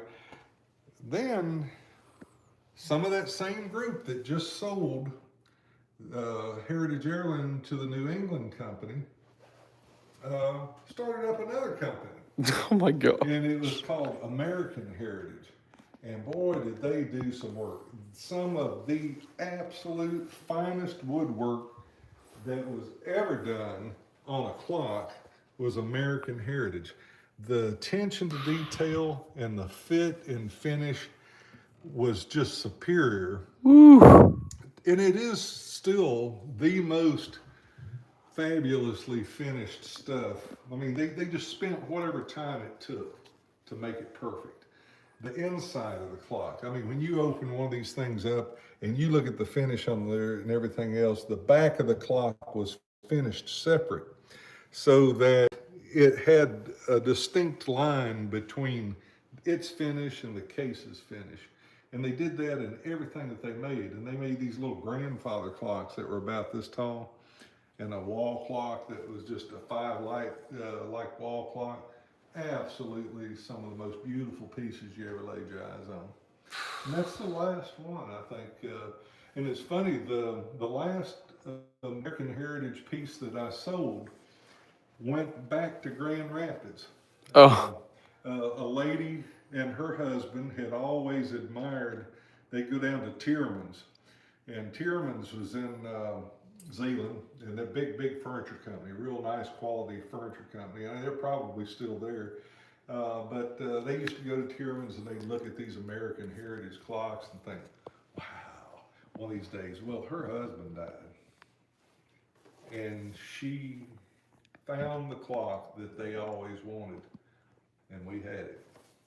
So I met her part of the way up to Michigan. She drove down and picked it up, and she's got the clock that they picked out a long time ago, and she can think about him every time she sees it. So the stories like that are so cool. That's why we do this. that's right. And Chevy's preserving it for everybody. And then there's the Virginia Clock Company. Virginia Clock Company. Does anybody know where Virginia Clock Company or got its origin? Probably not. But I don't. But Ridgeway Clock Company was in Virginia, and there's a family that owned that company there, and one of the brothers decided to go out on his own and start up a new clock company of a little bit higher quality. Trying to get And there. so they created the Virginia Clock Company, and unfortunately, this nice man passed away with cancer, and the company folded. But not before making some really nice clocks. I mean, they had some of their own problems, but they made a really nice piece out of it. And then another company sprung out of Ridgeway. They actually went to King Clock Company in, I forget if they were actually in China or Thailand or where they were, Hong Kong, but it's called King Clock Company. So King Clock Company made all kinds of these awful little clocks. They used good materials, but it was some really junky stuff. They didn't have any engineering. So they took Ridgeway's engineering right out from under them, right out. One of the family members and one of the big dealers that was up in, Indiana, they said, hey, let's get the plans, go over there, and we'll get the King Clock Company. We'll show them how to actually make clocks, make them reliable, and then we'll be able to sell them, and we'll knock everybody else out of business in the United States making these clocks. That was the birth of Shenandoah Clock Company. And anybody that's a NASCAR fan knows about the clock that they give. And I'm thinking, are you kidding me? Shenandoah Clock Company is the official clock. I mean, that's terrible. It's absolutely terrible. Nobody ever really realized how crappy those clocks were, and no dealer would buy it. I mean, when I went to the showroom, in the Shenandoah Clock showroom, I'm standing there and I'm looking at it, and I said, well, the back's coming off of it right now. This is your showpiece. And I said, the door's already split. Well, what am I going to do with that when I get it in here? Because I've got to fix all this stuff before I can sell it to my customer. Listen, you're either on board with us or you're against us. That's just how simple it is. can you take this clock and make some money with it? That's all that you need to worry about. And it was like, not with that attitude. I turned around and walked out, and apparently every other clock dealer turned around and walked out too. So now they're stuck with them. So now King Clock Company got their representatives over here in the U.S. and they went to malls around the country, and they got rid of all that junk.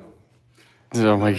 They had very good quality Hermley movements in them, but they all the designs and everything were just stolen essentially from the Ridgeway Company, which had a good, simple, easy to work with design. I mean, engineering a clock is more than just a piece of furniture. It needs to be serviceable, and they made it serviceable because they paid attention to what Colonial did with their clocks. And then Howard Miller paid attention to what Colonial did with their clocks. And all that education about engineering and making a proper clock that can be serviced and worked good with the mechanism. That's all the key. You know, that it doesn't matter if you've got a good mechanism, if the clock case is made of something crappy that doesn't resonate properly for beautiful sound, then it just, there's a lot of elements that go into that. Yeah, I was gonna say that's probably why I've never heard of the Shenandoah Clock Company other than NASCAR. It was short-lived, but they made so darn many clocks that, I mean, I guess I've never seen that NASCAR clock except the one that they go get their trophies next to, and it's so beat up and banged up, and I would be embarrassed to stand next to it. Well, now Hermley has that Yeah, deal. well, that's right. Yeah, Hermley. Now they're going to make something decent out of it. Yeah. Hermley will do a great job with it. And I know because they switched to Howard Miller for a little while, and that's why they switched to Hermley now. Real quick, could you show the big clock by the door over here?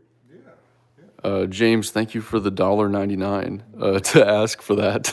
You gave me $2 just to ask for you to show this one off. This is a Colonial clock. I was gonna say I thought it was a Colonial one, so it kind of fits in. Colonial did, and this is part of the reason that we started selling clocks to begin with, was because of the Colonial clocks' dedication to reproductions. They went to the Henry Ford Museum, which is in Dearborn, Michigan, and they got to looking at all these clocks that they had on display in there, and they said, listen, we would like to produce the Henry Ford collection, the Henry Ford Museum collection of clocks. We want to manufacture them just the way they are, so close to the original that you might not know the difference. So the Jacobetti that they had on display there, this particular Jacobetti, this is an actual per scale reproduction, not a reproduction adaptation, but an actual reproduction. I mean, when you open this door, you'll see the glass is not perfect. It's actual antique glass that they purchased somewhere. Colonial got it. It's got pits and waves in it and things. Oh, yeah. That you don't see in modern glass. I don't know if you guys can see that or not, But this glass was almost, I mean, it's like 150-year-old glass when they got it. So there, yeah, you can kind of see it there. Mm-hmm. And I just worked on one of these, an actual Jacobetti here recently. Now, when this clock ticks and talks, it has a sweeping second hand, which I love to watch. Yeah. I mean, look at that. It's like a watch. Oh my gosh. But isn't that just, I could sit and watch that all day and I don't even know why. But it's pleasing. Top 5 favorite grandfather clocks in the store for me. Yeah. So, anyway, the hands were made special. The dial is painted just like the original dial, except higher quality probably. This is a special moon dial here. This was another special Colonial clock. And these are painted dials. And so each one looks a little bit different. You'll notice it's the exact same dial that's in this clock, but it just looks a little different. Ori, this second hand is done right. Ori said, "Ew, a second hand." I said, "No, this is done right. This is not like the crappy second hands that Rhythm would throw on their clocks. This is done right." Yeah, it's real. Yeah. When it ticks, it makes it. And then they have the Henry Ford Museum stamp on the inside of each one of these original pieces.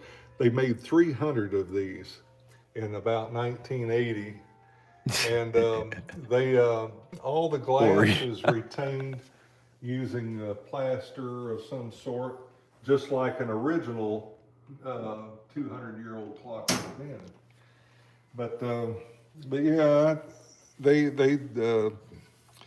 did really nice work recessing the lock in there, mitered in the lock. Now this clock is a little different than the others that you may see of this clock, because I spent about 25 hours hand polishing the finish, bringing it to a luster that they never had from the factory. But they could have done that, but Colonial really, they tried to reproduce things and keep the price down. And they made dozens of pieces that came out of the Henry Ford collection. And I've got several of them in my house, and there's some in the house next door. What is the third hand? Asks David That's Martin. calendar. See, 31 days. 31 days of the month. You had your month calendar, hour hand, minute hand, and second hand.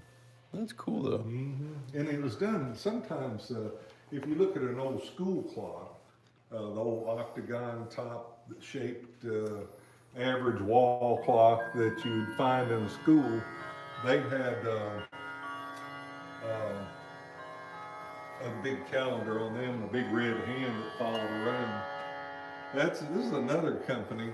This was New England Clock Company, but they got some of their past from Sessions Clock Company, W.K. Sessions. W.K. Sessions was actually, I think Sessions was a Seth Thomas brand. It sprung from them. And since they were a Connecticut-based company, New England Clock Company, and they produced these, which was really unusual for New England to do that. But New England sort of made pine clocks. They made was pine. They made a bunch of different kinds of reproductions. There's actually a company today that remanufactures some of that stuff, and it's called the New England Company, not New England Clock Company, but just the New England Company. And this one's, the glass is so dirty because it's been sitting upside down on that table over there after I got done polishing the finish. This clock did not come with this high luster of a finish. That's about 5 hours of hand polishing that you see on there. It brings that out. Oh yeah. But I mean, this clock just jumps off the wall. And it caught my attention right away. I was like, yeah. that wasn't here last time. No. And, same as that one did whenever you first put that one up. Yeah. And let's see. Hey, Jeff, someone wants to know, is Daniel Dakota a good clock? Not familiar with it. Those are the ones that you sell at Walmart. That's not a brand that I'm familiar with. That says what you need to know, right? The thing about it is it's like Hermley clock as an example. People have been owning Hermley clocks since the 50s in the United States. Okay, they started about, I think, 1921, something like that. And of course, they were an instrument company making gauges and things like that, and clocks. And but what happened in 1955? There was a big flood where Seth Thomas's factory is in Thomaston, Connecticut. and it destroyed Seth Thomas's capability of manufacturing their own clocks. Uh, they're stuck, and what are we going to do? So they went to the Hermleys in Gashheim, Germany, and said, "Listen, what are we going to do? Can you manufacture some movements for us because we've lost our movement making capability?" Yeah. Mm-hmm. Yeah. Yeah, wunderbar. So they started making movements for them. Well, they had to come up with case manufacturers too. So they used some local case makers, and Hermley would supply cases too, and dials with your name on it, whatever it was. Now, Hermley had been Hermley in Germany, but the first introduction basically to the United States come under the Seth Thomas name brand. So you were owning a Hermley clock from Gashheim, Germany, with a Seth Thomas name brand on it after 1955. Everything after 1955 had a Hermley movement in it from them. So you've been owning Hermleys for years and didn't even know it. I never knew that You either. That's never knew crazy. that. Never knew that. Nobody ever knew that much. I mean, the people in the industry knew it, but we figured it out because we're new in the industry sort of, and we've been buying from Colonial, and we get up there so excited to see the Seth Thomas factory, and we've been in every factory in the U.S. and Europe and all this stuff. So we're going to get to see the Seth Thomas factory. Uh-huh. Sure you are. Oh, I'm sorry, we don't allow anybody in our factory. You know why? Because they wasn't making anything in there. All they were is storing stuff and maybe designing some things to get Hermley to make it for them. All right, and that's okay. You know, that's how the industry worked for a long time. That's how rhythm started. And see, Hermley pieces. Their tambours, the little barrister clock that you've seen that Howard Miller sells to even today, they all started from Hermley because they would just have Hermley's name scraped off and Howard Miller's name put in, essentially. And Sly did the same thing. Colonial made their own stuff primarily. They didn't use a lot of Hermley stuff. They used other German movements. But Colonial had been set up for so long to continue to build old style pieces. I mean, they did their own tambour overlays. And I've actually got a really nice Colonial here that was made in, this was a Kentwood Colonial. Ooh, yeah. This was called the Majestic. You could look at a 1936 catalog and see this clock and say, yeah, I want one of those one day. And the difference is that this is not the original carvings. The original carvings had a more of an old world look.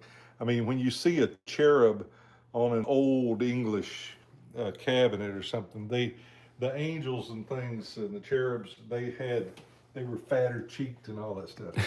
This gal right here, she went to finishing school. I mean, she was young and fit. She could play tennis. You know, the others were just sort of you know, they were just there with their little angel wings on and standing there saying, "Yeah, we're cherubs." And but these gals here, they were like, "Hey, you know, we can go out Friday night if you want." Big difference though in the carving look. The carving was actually deeper on the earlier carved pieces too, but you know, they went for a couple of years without the Majestic being produced. I mean, it had been in production since '36, and or maybe even slightly before then. But the whole head comes off the clock because it was designed so long ago. You know, there's certain aspects about it that never changed. I mean, this clock here is just like owning a clock from, you know, the 20s and 30s, you know, and real nice quality.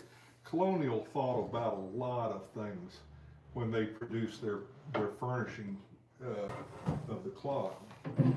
Some of the most unique things that I liked best about Colonial was the thickness of the wood that they used to produce the clock.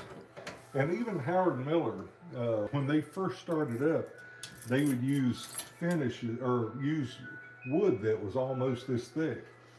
But you notice something other than the dust. This clock here is a secondhand clock and has not been completely cleaned yet. But if you notice, that's not completely square right there. There's an angle to it. You see that, this piece right here? Okay, yeah. All of it. You even see the bevel right here. Yeah, I This, see. this is not an easy task to do. I mean, not only does the door have to fit in all the aspect here, but they went to the trouble to bevel that a little bit so that once the door was closed, it was almost a tight seal. But yet it didn't rub every time you open and close the door. So everything was tapered just enough that that the door could open and close and not drag. It's See like there? the tuxedo of doors of like. Well, I mean, well, they did it on the whole product. I mean, this is the same way. Yeah. That way the tolerances could be much tighter, keeping that much more dust out of your clock. You notice all the dust was on top of that, Yeah. not inside the clock. So, but anyway, one of these days we'll get this one up and completed. And We got. I'll do some rapid fire questions. There's been a lot of, a lot of different questions. I'm sorry, guys, if I don't get to yours, but I'm gonna try and do some rapid fire ones real quick. Let's see. Jeff, do you stay in? I know the answer to this question, but do you stay in contact with Earl and Gloria Hawkins from Well, Hawkins Clock Shop in Milwaukee? they do. They are some of the finest people in the clock industry. And when I met Gloria Hawkins for the first time and listened to her talk, I thought I was looking at a female version of my dad standing there in a much smaller package. and I don't mean that in a physical appearance, but the way that they sold clocks and explained clocks to a customer was the same way that Dad taught me. You know, it's like, just as a for instance, Howard Miller decided at one point that they were going to start putting dials on clocks that had plastic features.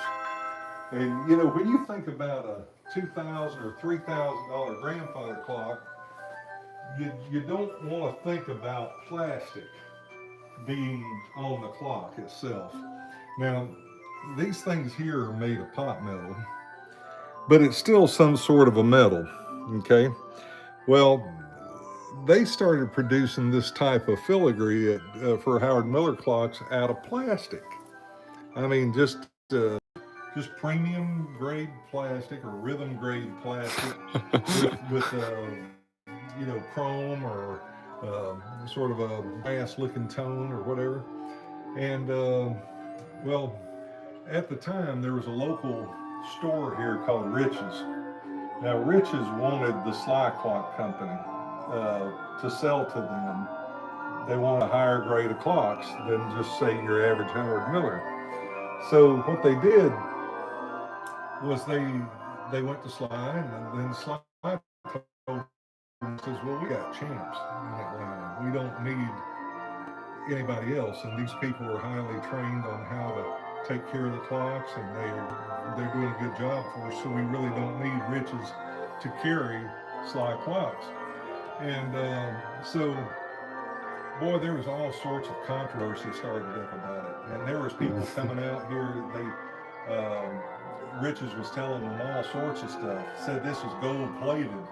These are gold plated here. And first thing another, my dad says, well, I hate to tell you, it's not gold plated. And he said, as a matter of fact, it's plastic. And we would have like 15, 20 people this time of night standing here at Christmas time interested in buying a clock. So Dad says to this lady, you know, that this is plastic and this is this and that. She didn't believe him. Dad looked over and he said, "Hey Jeff, go grab me a pair of dikes and come back over here." So I went over and got a pair of dikes and handed them to Dad. And he went over there and he went right up to the dial and he clipped off a big piece of the dial and he handed it to her. And he says, "So what do you see?" "It's plastic. They lied to us." And I said, "Yeah, they did." And so we had a battle going on, with riches and bad mouthing us and stuff like that. And so we actually advertised it. We said, come on in and buy a Sly clock. They don't use plastic on the dials like Howard Miller. And we actually posted that in there. And boy, Do you have that ad anywhere? That'd be funny to see. We've got it. But, the industry hasn't always been fair to the dealer. And, so sometimes they get what's coming to them. Yeah, unfortunately. The thing that I miss most about all of this industry is the fine people that I had the opportunity to work with at these companies. People that really cared about the product that they was making. They were the ones, the honor of the company. They would take care of you because they knew what was right. The owners might not, and the owners might brush it off as like, if you don't buy it, somebody else will. And but the nice thing about the Sly Company was a very personal company, and the actual manager of production, he told me after Dad passed away, he said, I didn't always like to hear what your dad had to say to me about certain products that we were making. And he said often I'd get offended by what he said to us about our product. And he says, but it often turned out that he was right. And he wasn't trying to harm us, he was trying to help us. And that's what we've always tried to do in the industry. And we do that for our customers because we want our customer to get the very best of what's available. Gloria Hawkins had that same spirit. And when she explained to you differences in a clock, like the difference in the dial quality, you look at the back of the clock and you see that the back of a Howard Miller clock, the board on the back goes right up to the top and right out the top. And then they just cut it off at a certain length. But it doesn't have to be a specific length. And if you look at any Sly clock or any other company that really produces a high quality clock, they're going to have a break off of that panel and it's going to be cut to fit. I mean, the panel will go up and go to a certain spot. And if Howard Miller made this, that would not be done that way. The case would be carried all the way to the top, and then that would be it. But the reason this clock's made so heavy is it started its life as a wall clock. Oh, That's why really? it's got that huge board there at the top, because this clock was originally a wall clock, which happens to be hanging. I was gonna ask, is that the one that's in there? Yep. If you notice, that's the exact same clock hanging on the wall. So it's got that huge board at the back because it has to support all the weight of that case. And they made these, this was the 743, and I don't know what they called it. I used to know what they called it, but I forgot so much. But they really, I mean, this is the board that this clock hangs on. This is an extra, or this is the original factory board. I mean, so this thing here, you mount it to the wall on studs, 2 of them. Holy and then crap. The clock just sits down on it. You see it, it holds it flush against the wall. And since we have sold so many of these, this is the permanent spot where this clock would have been in here. After 1987 anyway. But look how they retain the glass. This is a Sly for you, boy. Oh, isn't that nice? Yeah. Screwed in molding, just beautiful. Now the originals weren't screwed in like that. The originals were just stapled in rubber, and that would have been in the early mid 70s. when these clocks were first produced, but they produced that one right up until the very end, and they only made about 25 of them a year there at the last. Uh, because they loved it so much, they continued to produce it. Now, Howard Miller made a similar model that favored it, and theirs was a little more contemporary in design. And there's nothing wrong with that. But the Howard Miller version was probably 4 inches thinner to the wall, and they used a short shaft Hermley movement. Was that? Oh, I can't think of the name of that one. I know what it is though. Mm.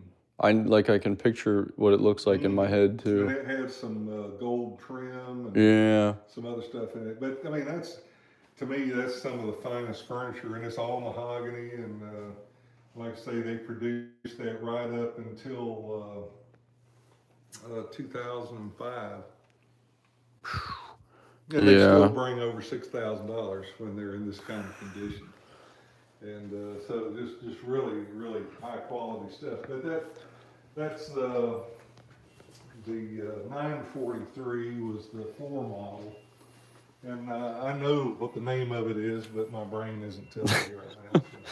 So I guess I got a little Alzheimer's kicking in.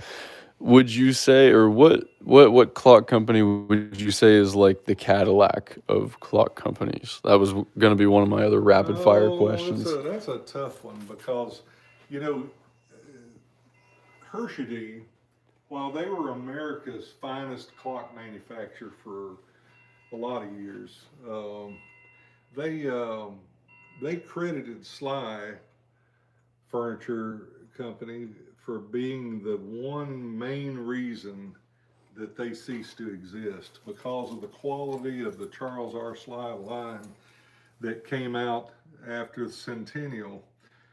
They said, you know, you're making some of the most beautiful cases there ever was. And some of the finest Hershey cases were made after about 1979. Some of the cases that were made in the late 50s, early 60s, their cases were just sort of mediocre looking. I mean, they didn't, the attention to detail wasn't as fine as what it became by the time we started selling Hershey clocks. I mean, their cabinet finishes they were right up there with Colonials, and Colonial, you know, being the father of the clock industry up north and everything. And of course, you know, people don't realize how much fine quality furniture was made in Michigan. I mean, you had I can't even think of the Whitcomb and Baker and all these other companies that were just very, very high quality cabinets. In fact, the service manager or manufacturing manager had worked for Baker before he came to work for Sly, and you know, just really high end quality stuff. And Sly tried all sorts of different things. And Colonial, a lot of their designs were old Colonial clocks. I mean, if you pick up the old Colonial catalog, hey, that's the Sly model so and so that they produced. But these were the more majestic pieces that they reproduced, and they did them under the Charles R. Sly brand because they were created in an era where it didn't matter what it cost to make it, as long as it was quality. And that's why the Charles R. Sly line was made that way.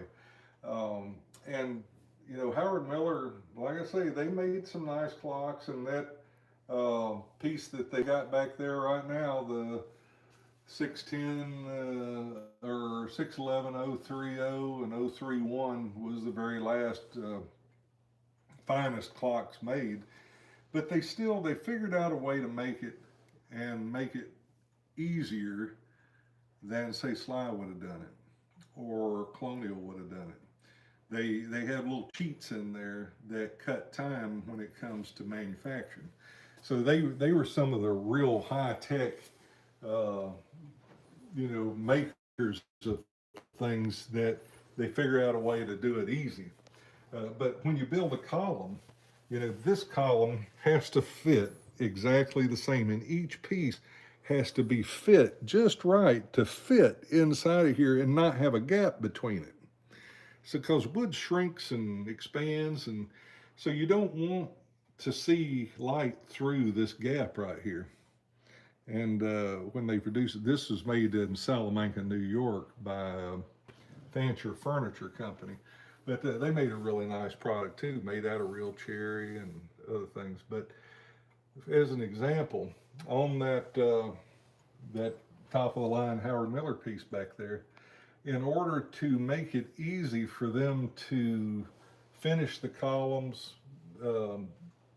with detail, they put a big hole up here in the top.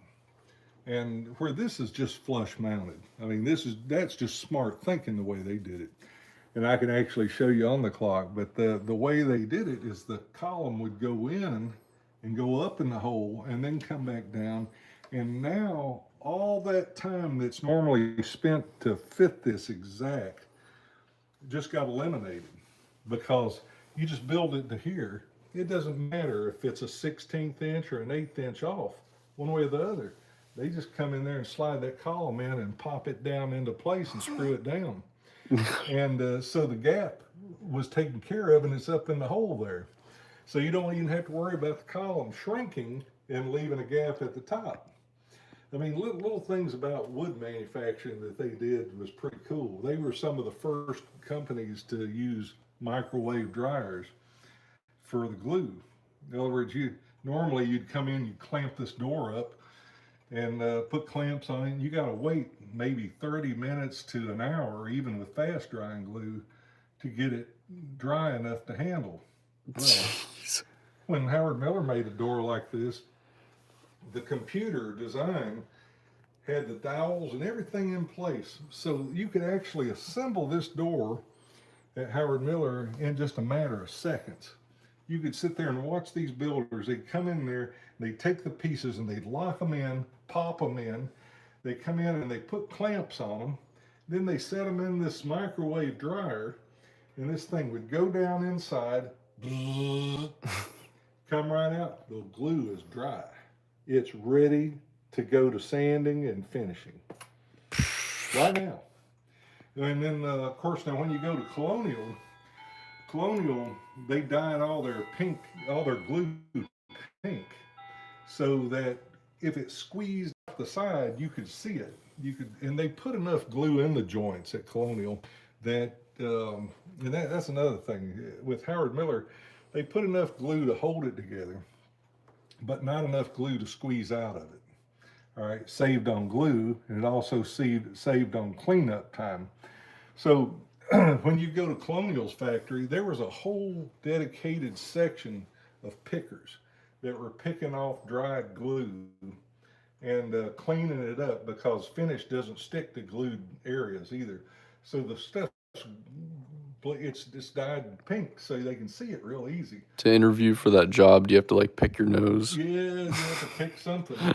Hey, there's been, how monkeys sit around and pick each other, Yeah. bugs off of them. Well, that's the way, that if you're a pimple popper, you might have been the right person for that job. I would have been the right person for that job.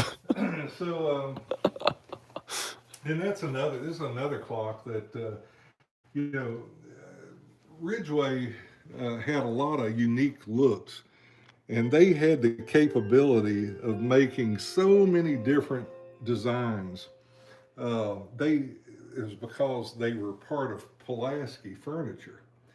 The Pulaski Furniture Group that they, I guess, purchased had the capability of making some of the most unique turns and curves and things like you see on this clock right here. I mean, look at that, it's curved. And then The glass is curved also to fit and poofed like that.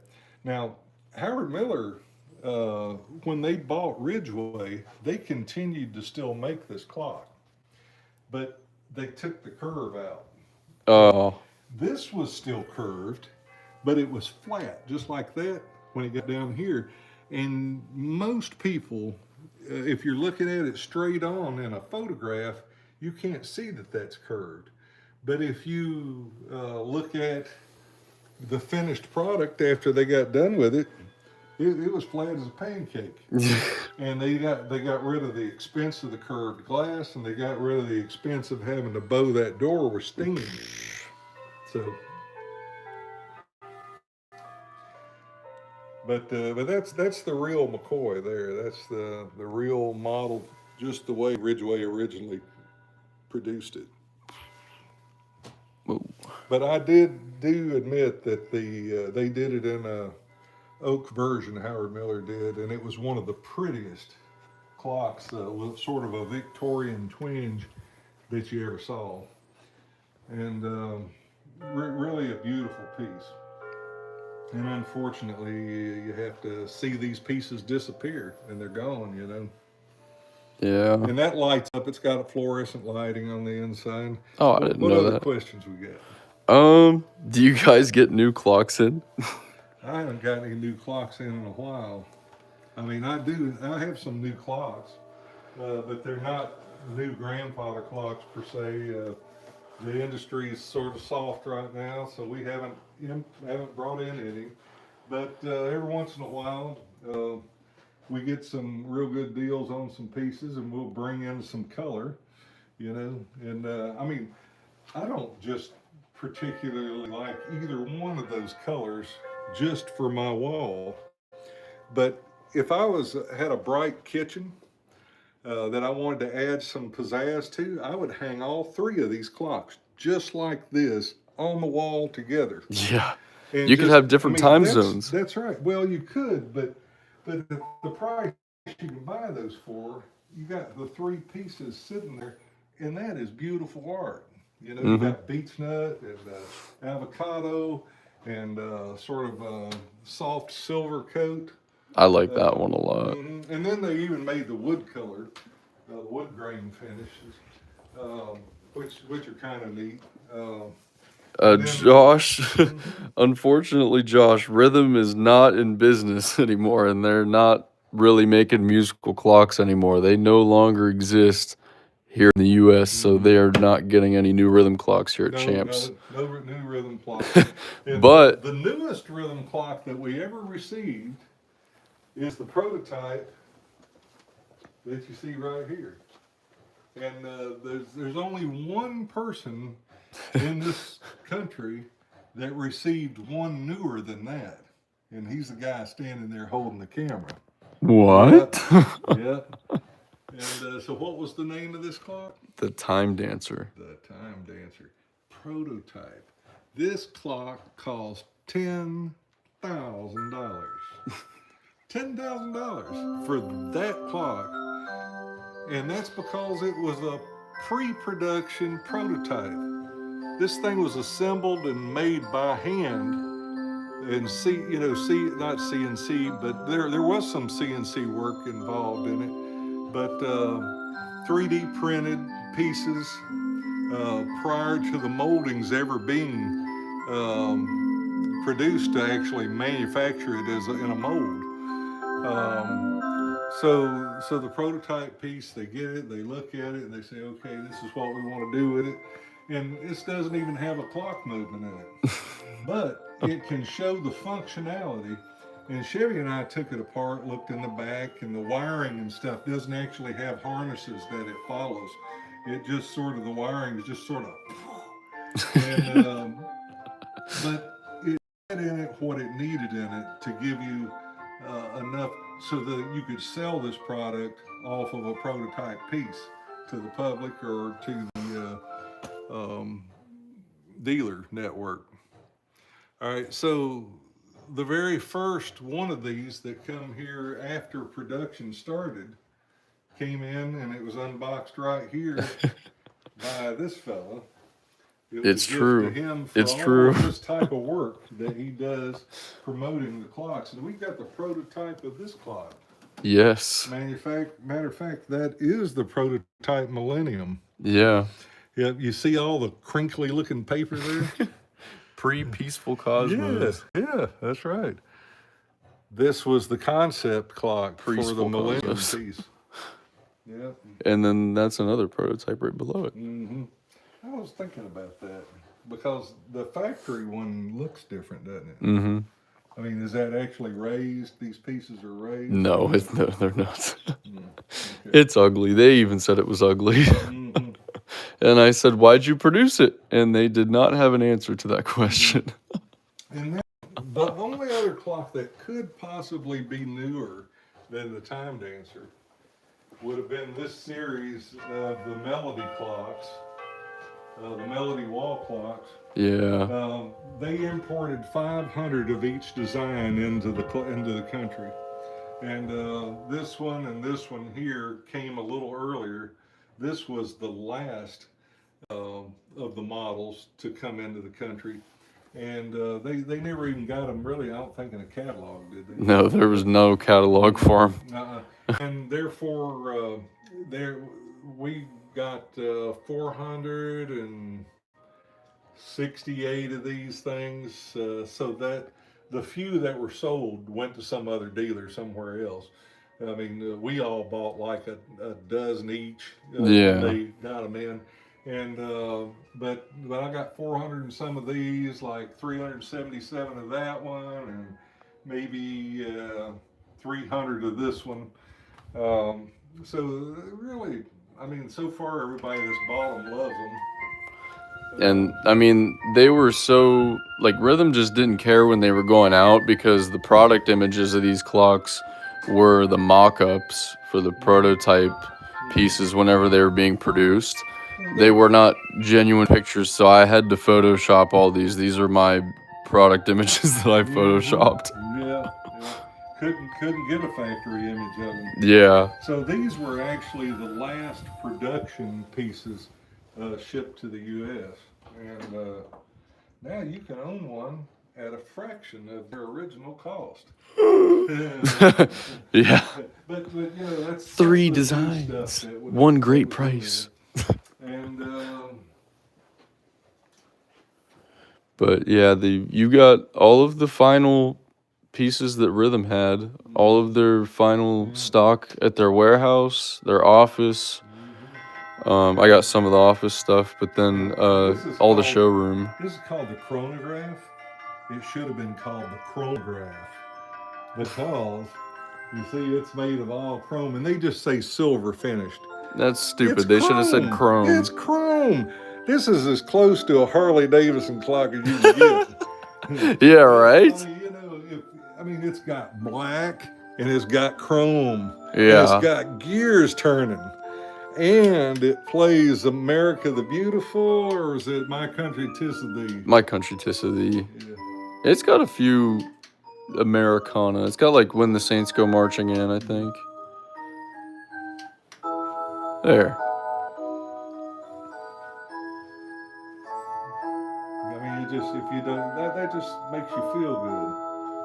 Makes you happy to be right here where we're at. America. America, that's right. And chrome and black. Put that right in there in your Harley collection. Fit right in. Got a little bling in the middle.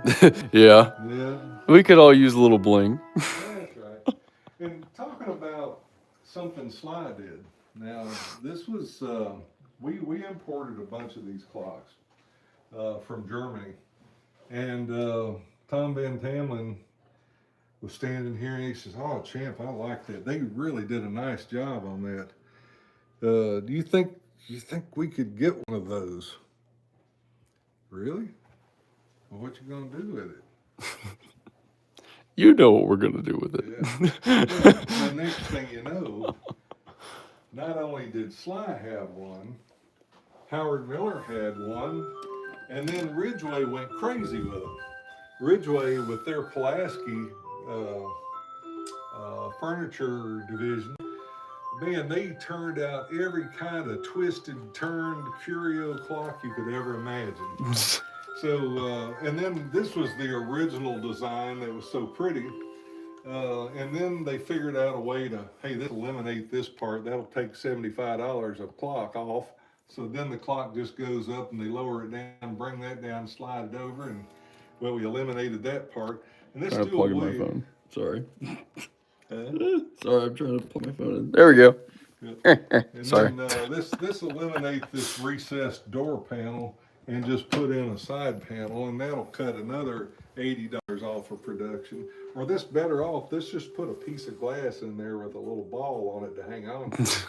So that was another way that they could do that. But that basic design right there, uh, Dole sold those, and I'm not sure this. You'll see a lot of stuff like this that was imported from GIs, and but it come out of the Treeberg area of manufacturing, and it's got a little door in the bottom. Am I misunderstanding? Or are you saying this is where the Curio grandfather clock originated from, like this design? This was a German design.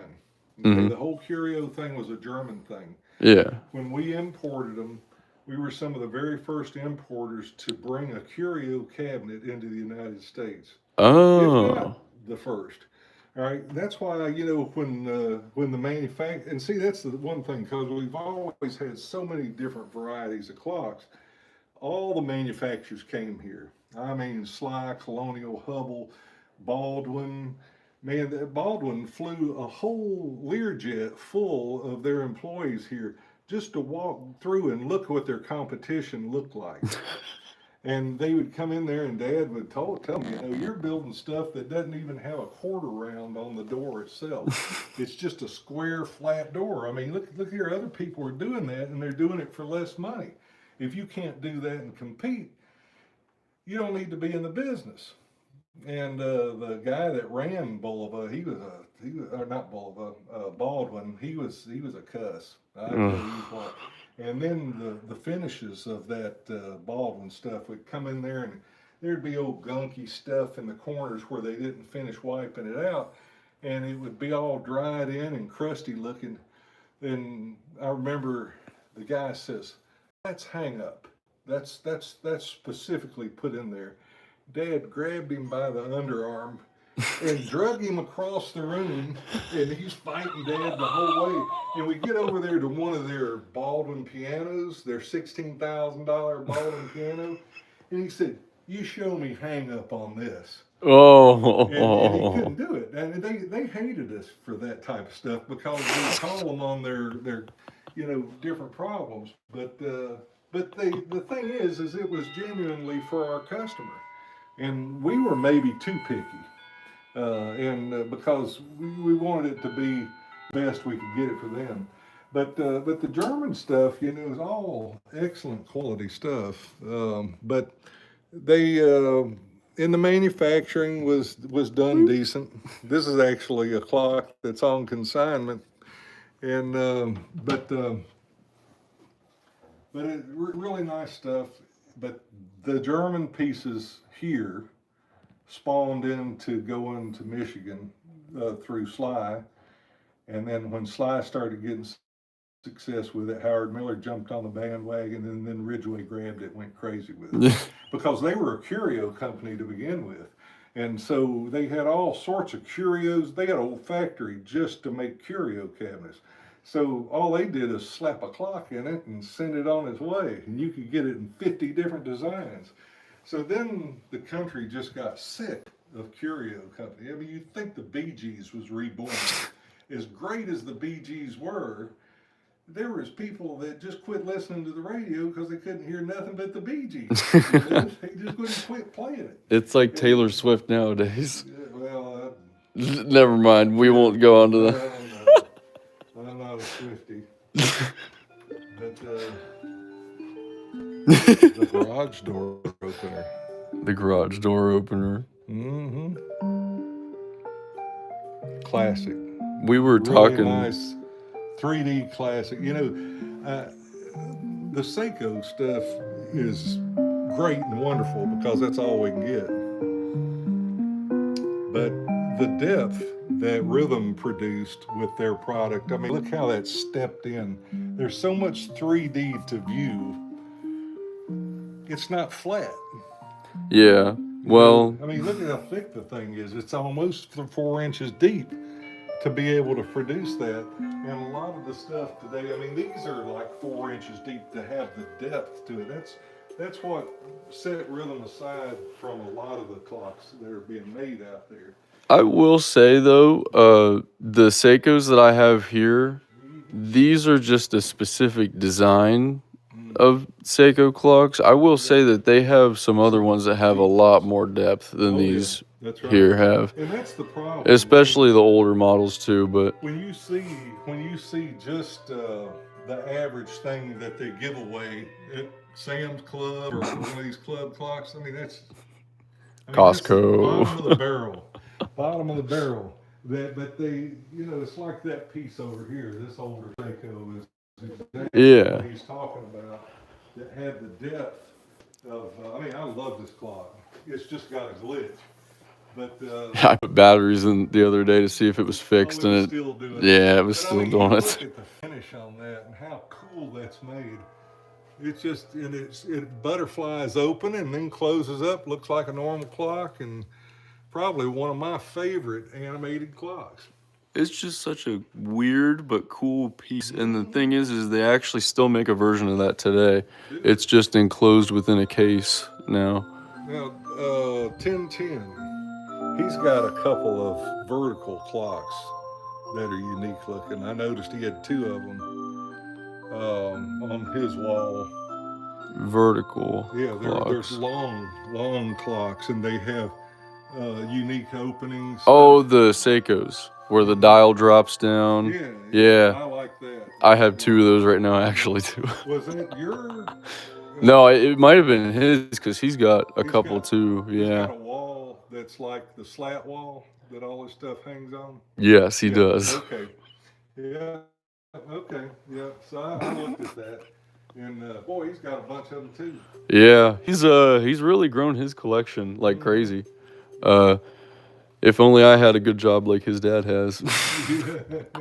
Yeah. Very nice folks. Yeah, they're great. hmm And then you saw the Andy Griffith show, and that goes on like that. I wondered whenever I walked past that earlier, I was like, that doesn't look right. Somebody hung it in backwards. Hello. Yes, this is Champ's Clock Shop.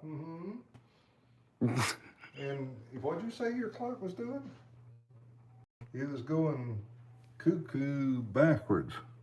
Okay. Sound like somebody took it apart. Yep. Bring it in. We'll see if we can straighten it out for you. Okay. Oh, I'm sorry. I got too far away from it. So, yeah. Take care. Thank you. Look forward to seeing you. Somebody's cuckoo. I think it's the owner of Champs. Yeah, that's right. I mean, look at this. Yeah. My gosh. Oh, display mode. Yeah. Isn't that cool? Got Yeah. Santa Claus at the top. Why don't they do the display mode anymore? Actually, I'm sorry, Seiko does. So you gotta find the right button. It's in the I think it's the middle, yeah.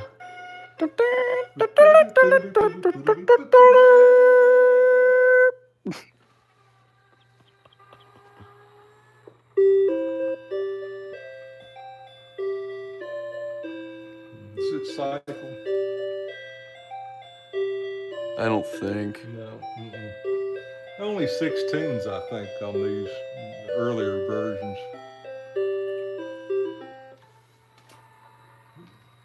I think that one actually has 12. It's a different one for each hour.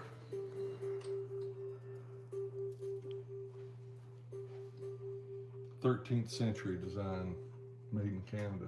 That's cool looking though. I had one that was like that type of design, and it was all wood, and you had to build it yourself. And we got it at a swap meet, and it was missing like the weights, but everything else was there. My dad and I built it. I think I still got it actually. Yeah. This is one of my favorite new cuckoo clocks. Yeah. I just think he's really neat. Me too. Nice looking clock, and I actually demonstrated that earlier. I think that was on the TikTok stream. and he's holding a jug. And that jug's probably full of some alcoholic beverage. And matter of fact, we've got a jug in here. Did you see the jug sitting around anywhere? The jug? Yeah, The this sake? jug. Yeah, it's a Swiss jug. Oh, I thought you were talking about And from Jack. and this is what they kept their. I mean, you saw it on the clock. Now you get to see it in real life. Oh wait, Find it. is it this right here? Or no, never mind. It's a brown jug, and it should be Little brown jug. Oh, where is it? Find the Um, jug. I probably moved it. Yeah. I do that. It's not down here, is it? And it shouldn't be. No, I it just brought ain't. it out here this week. Oh well, then I don't think I would have moved so it. it's a brown jug somewhere in the shop, but it's a beer jug. You know, it's not a beer stein. It's for drinking out of. I feel like I just saw it. Yeah, I mean it should be out here, but you know some people come in and move stuff around and then you can't find it. I don't think I moved it. Yeah, but it has a music box in the bottom of it, and when you pick it up, it plays "How Dry I Am."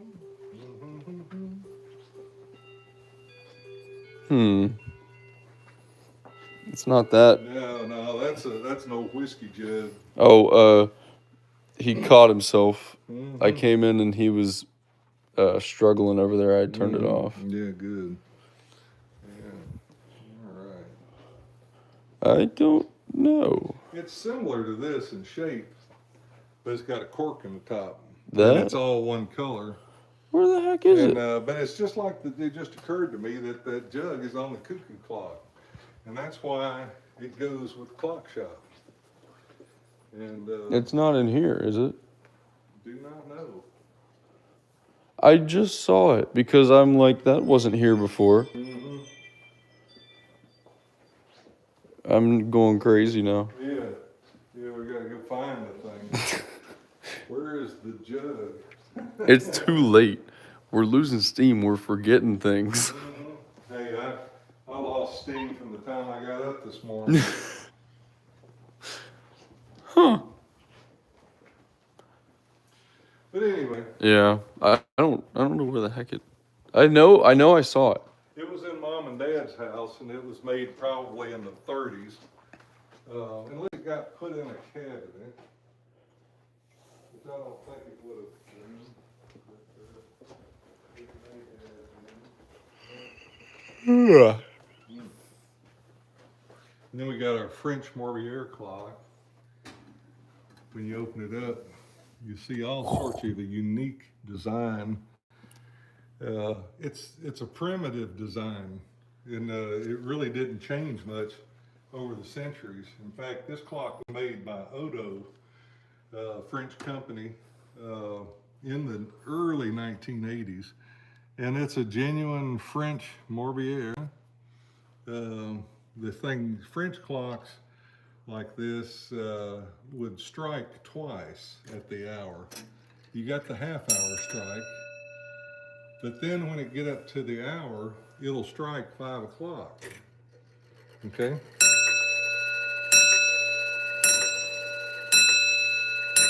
But because of the way it's designed, and it's difficult for a clock to strike twice in 2 minutes time because it has to go through a double process. This thing's got a special mechanism in there just for striking 2 minutes later. And it's a reminder of what time you just heard, just in case you missed it.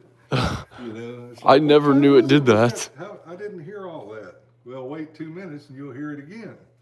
And then some people say it's a prayer strike. You know, you're supposed to hit your knees on the floor and get in prayer position for at least 2 minutes. You know. I never actually did that. Isn't that cool?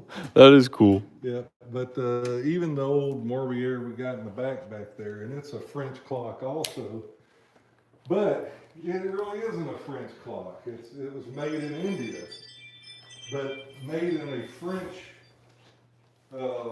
community in India called Pondicherry. You ever heard of Pondicherry? I have not. Down in southern India, and one of most popular guys in the movie industry, is from Pondicherry. And it may be an Indian-made clock, but it is a French clock in every other aspect. I mean, it's just like the English clocks that were made here. He made English clocks in England, but when he moved over here, they became American clocks. But it's still the same English clock he was making in England.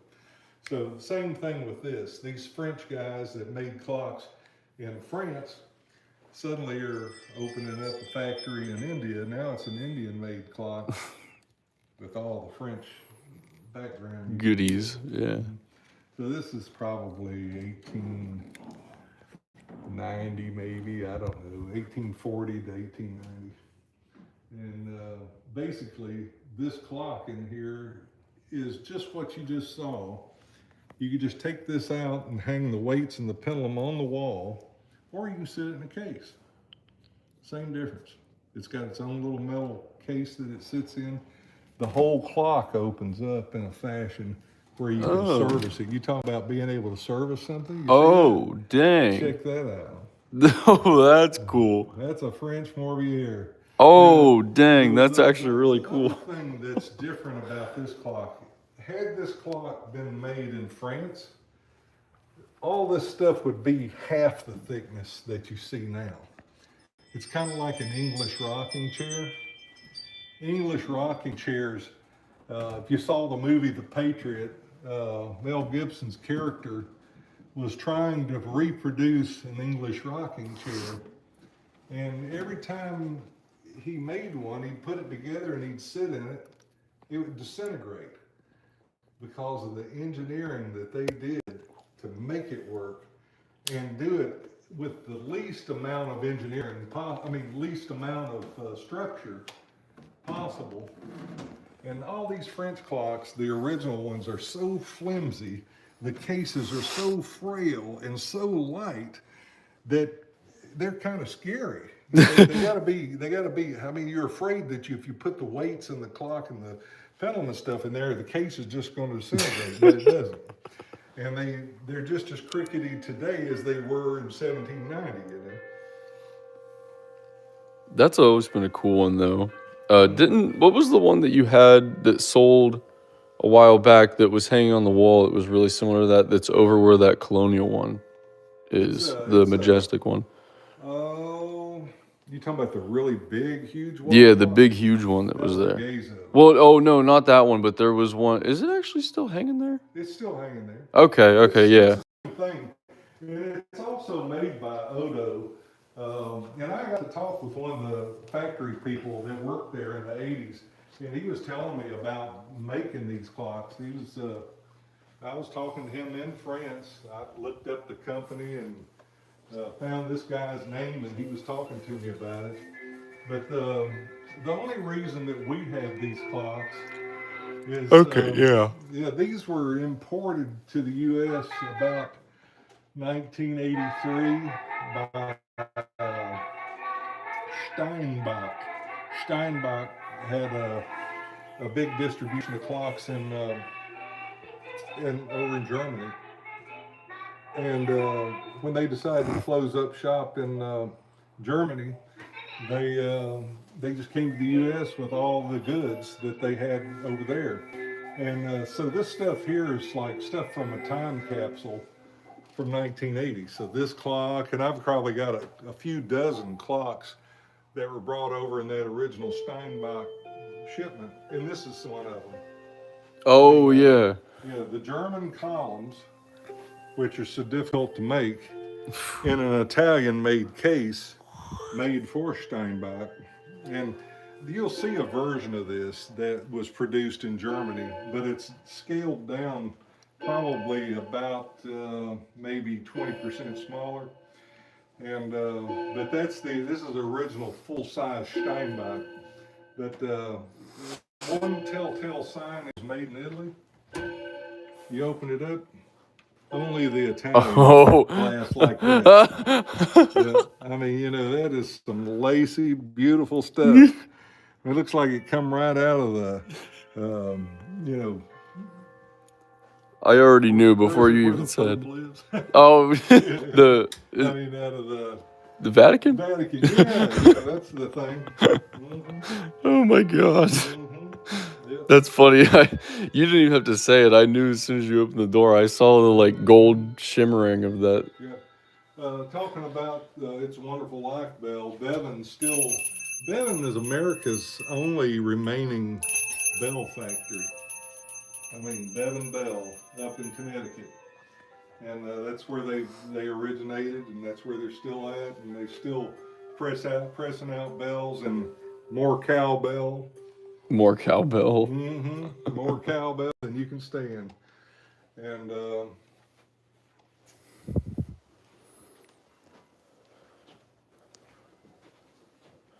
everybody wants to buy the little Hummel. Yeah. How much is that? $400. Oh. Oh. Okay. I was so surprised whenever, because it just doesn't look like it would be anything. But then whenever you explained it to me, I was like, oh, I get it. See the cuckoo bird? Yeah. Yeah, you got the cuckoo bird. Is that one actual size? No, actual size cuckoo bird looks more like a pigeon. I mean, they're not as big as a pigeon, but they're pretty good size. And see, this is a Hermley clock that's been made. They made this for Howard Miller. They made it for let's see, probably Seth Thomas had this clock, Mm-hmm. and but it's a Hermley original. You know, that's something they produced. It's kind of like an iconic clock It's called a design. barrister clock. If you search like clock like in the emojis on your phone, I think that's literally what the one clock emoji is based off of. Is that model? Barrister. Yeah, A 'cause lawyer's clock. it looks like that, sort of. That's always what I've thought, at least. It looks sort of like those two designs there, but since the barrister is more popular. Look at that thing. You put in the word cuckoo, and it brings it up first, and then as soon as you finish it, the picture just disappears. I don't understand what Apple is doing there. See, if I take off one of the O's, it brings it up first. Yep. This is a genuine cuckoo bird.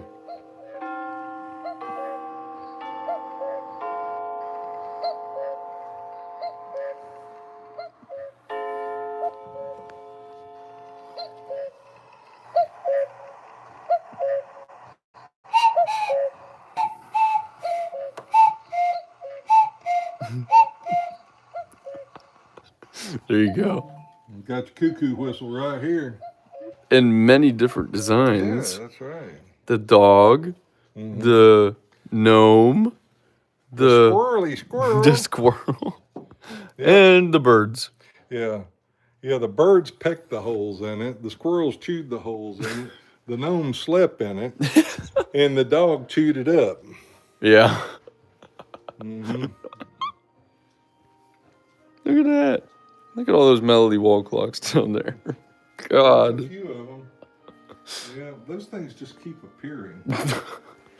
Where's my shirt? Oh, there it is. Somebody's going to try to buy my shirt. This is my shirt. That's his. It's been hanging at Chevy's for how long? Like 3 months. Yeah, and it's been the At backdrop. least. Actually, probably longer than that. Mm-hmm. And he had to go buy another one because he had to finally deliver one. That's been in the background of all my live streams. Mm-hmm. Yeah. Yeah. It has sold some shirts, though. That's good. So thank you. Mm-hmm. But this one is not for sale. Not NFS. Mm-hmm. Not for sale. Mm-hmm. Not for sale, not for sale, not for sale. You don't know where that came from, do you? I don't. Water World. I haven't seen it. Oh, oh, Christmas tree. Why did I say jingle bells? You know that you start hearing that and you don't realize why you're getting into the Christmas spirit. And it's because of these clocks playing all this Christmas music. But when I decided to take piano lessons at age 35, there was something strange about the music that I wanted to learn to play. and it was because of rhythm clocks.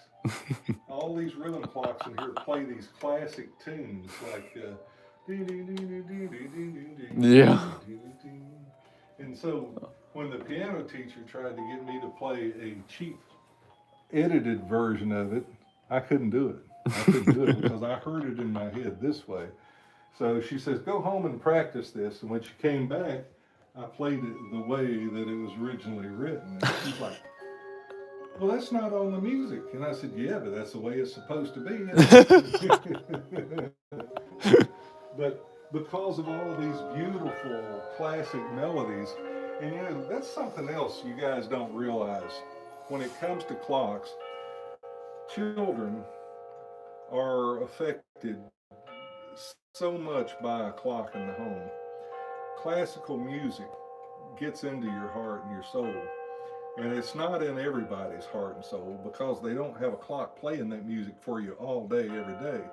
And but you know that's part of what makes people creative is the things that they're surrounded in. So if you've got a musical clock in your home, Westminster chime or St. Michael's or Whittington, all these things are something that you're immersed in that most people never heard of. It's like living in a clock with, or living in a town with a street clock that goes off every hour on the hour. When you go to Europe, every little town has 2 or 3 clocks chiming everywhere you're at.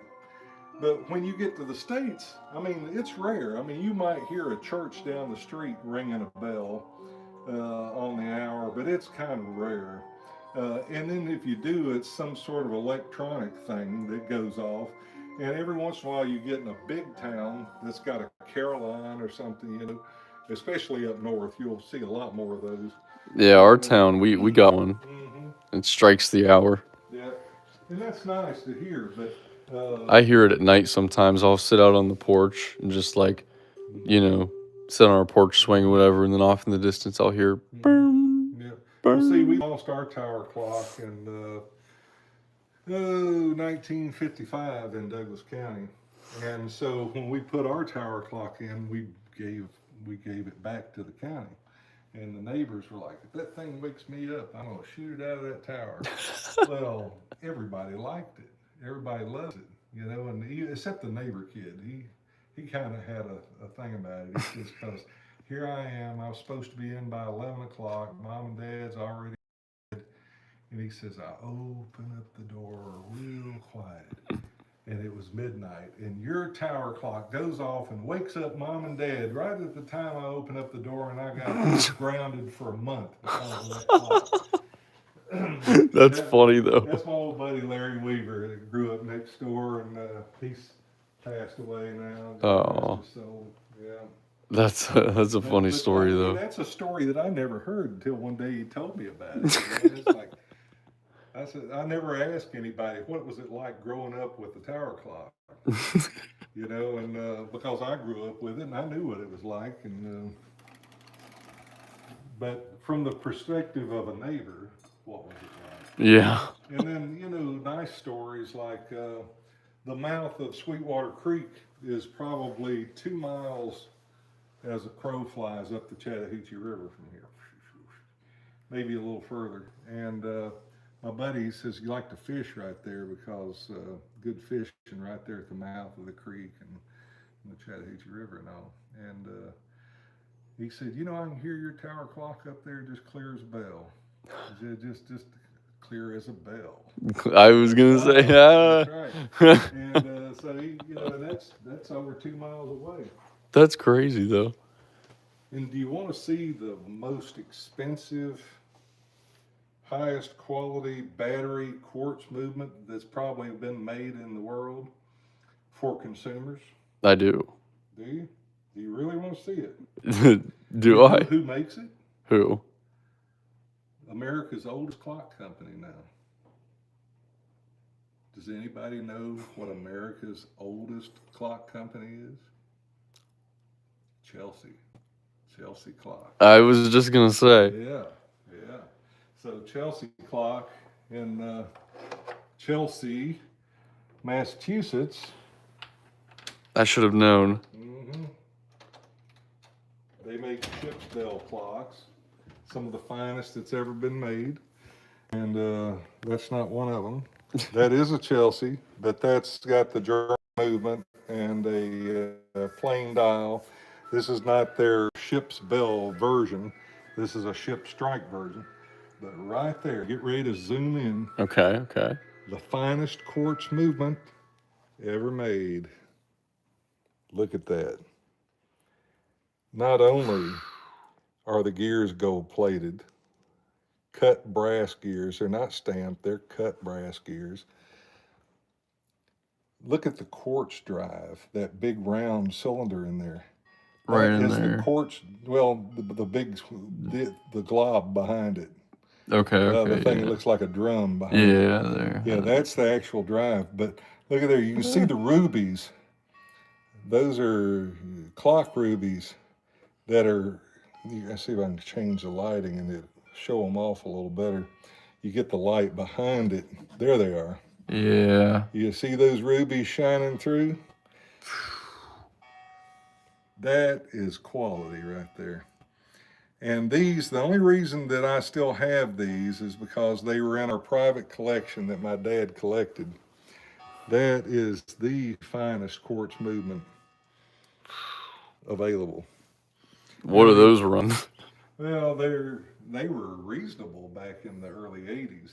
I mean, Mhm. well, they were expensive back then, but Yeah, but I mean, this clock was it might have been $1,200 for that clock, and now they bring over 3,000, and they're worth more than that. I mean, I couldn't buy it sale for $3,000 if it was available.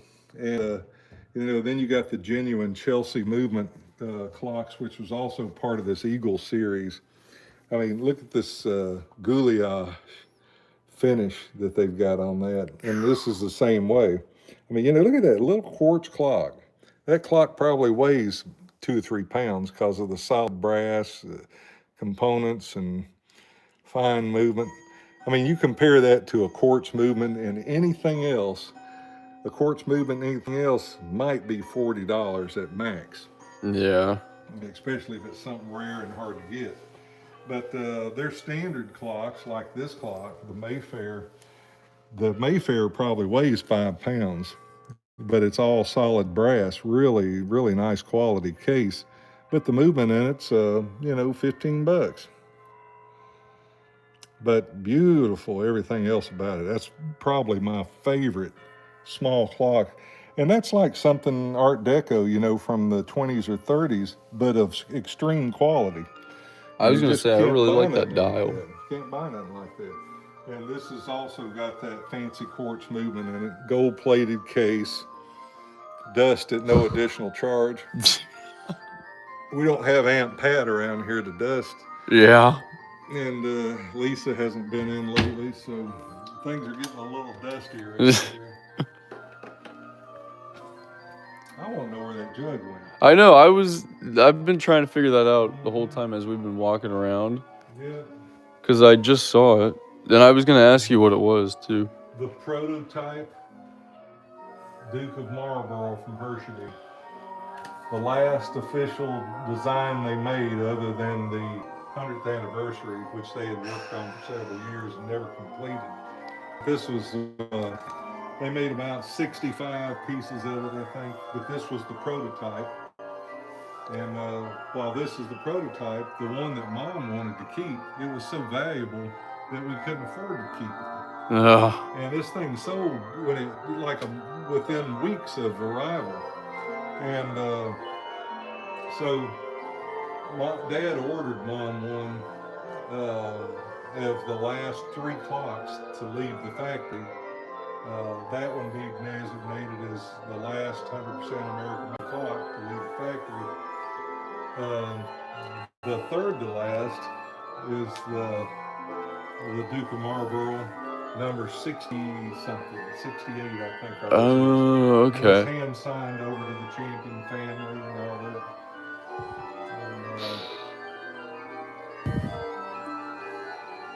And, the Taylor, that's a classic piece.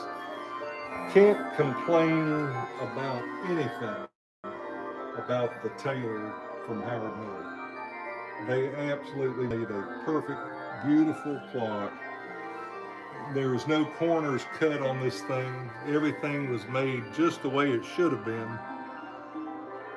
And this just goes to show what Howard Miller was completely capable of. They chose to make a medium quality clock for affordability, and but this just goes to show what they could make. And this one here is one of their slightly earlier models that we acquired.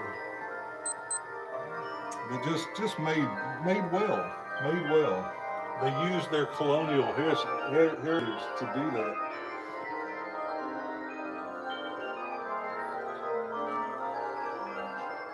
And you know, talking about colonials heritage earlier on, that is the Colonial Clock Factory. This was prior to the Depression, and you'll see this dude right here standing off to himself. That's one of the Millers that actually was the manager. There? The dude right here. Yeah, Yep. okay, yeah. Yep, he's one of the Millers. Oh my gosh. I guarantee you Tom Van Tamlin's family's in there. And then there's two colonial buildings that were merged together. And you can still see those buildings today. They've been completely restored into like loft type places. And then if you just go down the street and take a right, you'll see the Howard Miller factory today, you know, after you leave the colonial building. Oh my gosh. Yep, just right down the street. And then just beyond there's the Sly building.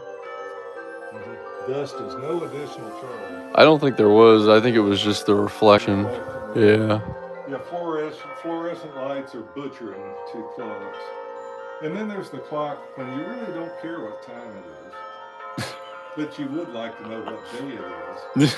So when you retire, Oh yeah. this is what you get. It's Thursday. See there? And it is Thursday. And it's not quite the middle of the day Thursday. It's 1 o'clock in the morning. So it's just into Thursday. So midnight would have been right here. So that would be 1 or 2 o'clock you see there. When it gets in the middle, that's going to be noon. You gave one of those to Pat. That's right. Hey, what's up, Rye? Thanks for the double hundreds. Whew. Sound like a video game. Yeah, I don't know what these 100 things are. They must be new because I don't remember these the last time I went live on YouTube. Yeah, I know. What the heck? Wouldn't be upstairs, would it? That's funny. We said that like the same time. I was like, wouldn't be upstairs, would it? Be upstairs. Here, I'll go look.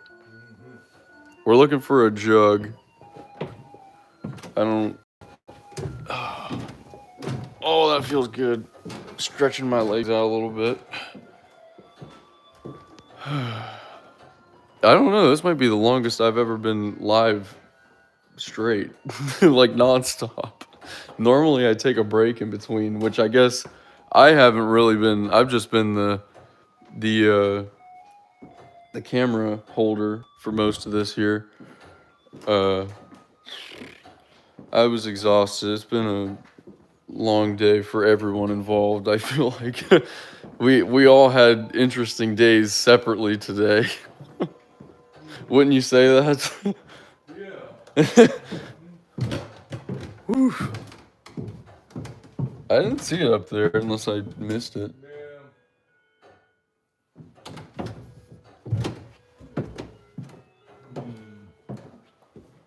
Yep. Well, excuse me, I gotta answer the phone. Oh. Hello, Champ Clock Shop. Yes. 3834 King Drive, Douglasville, Georgia. Yeah. Just put it in your book, or put it in your GPS, and it'll get you right here. Okay. Same number that you called. Yeah. 770-942-2128. What's the website? Yeah. Do you have a website? Champsclock.com. Oh Oh, yes. Yeah. Yes, that's Mhm. great. All right. Do you have Well, a thank Facebook you for calling. page? We'll see you shortly. Bye. I've been around a while. I don't know where the heck that is. I swear I saw it. Yeah. Why does that keep doing this?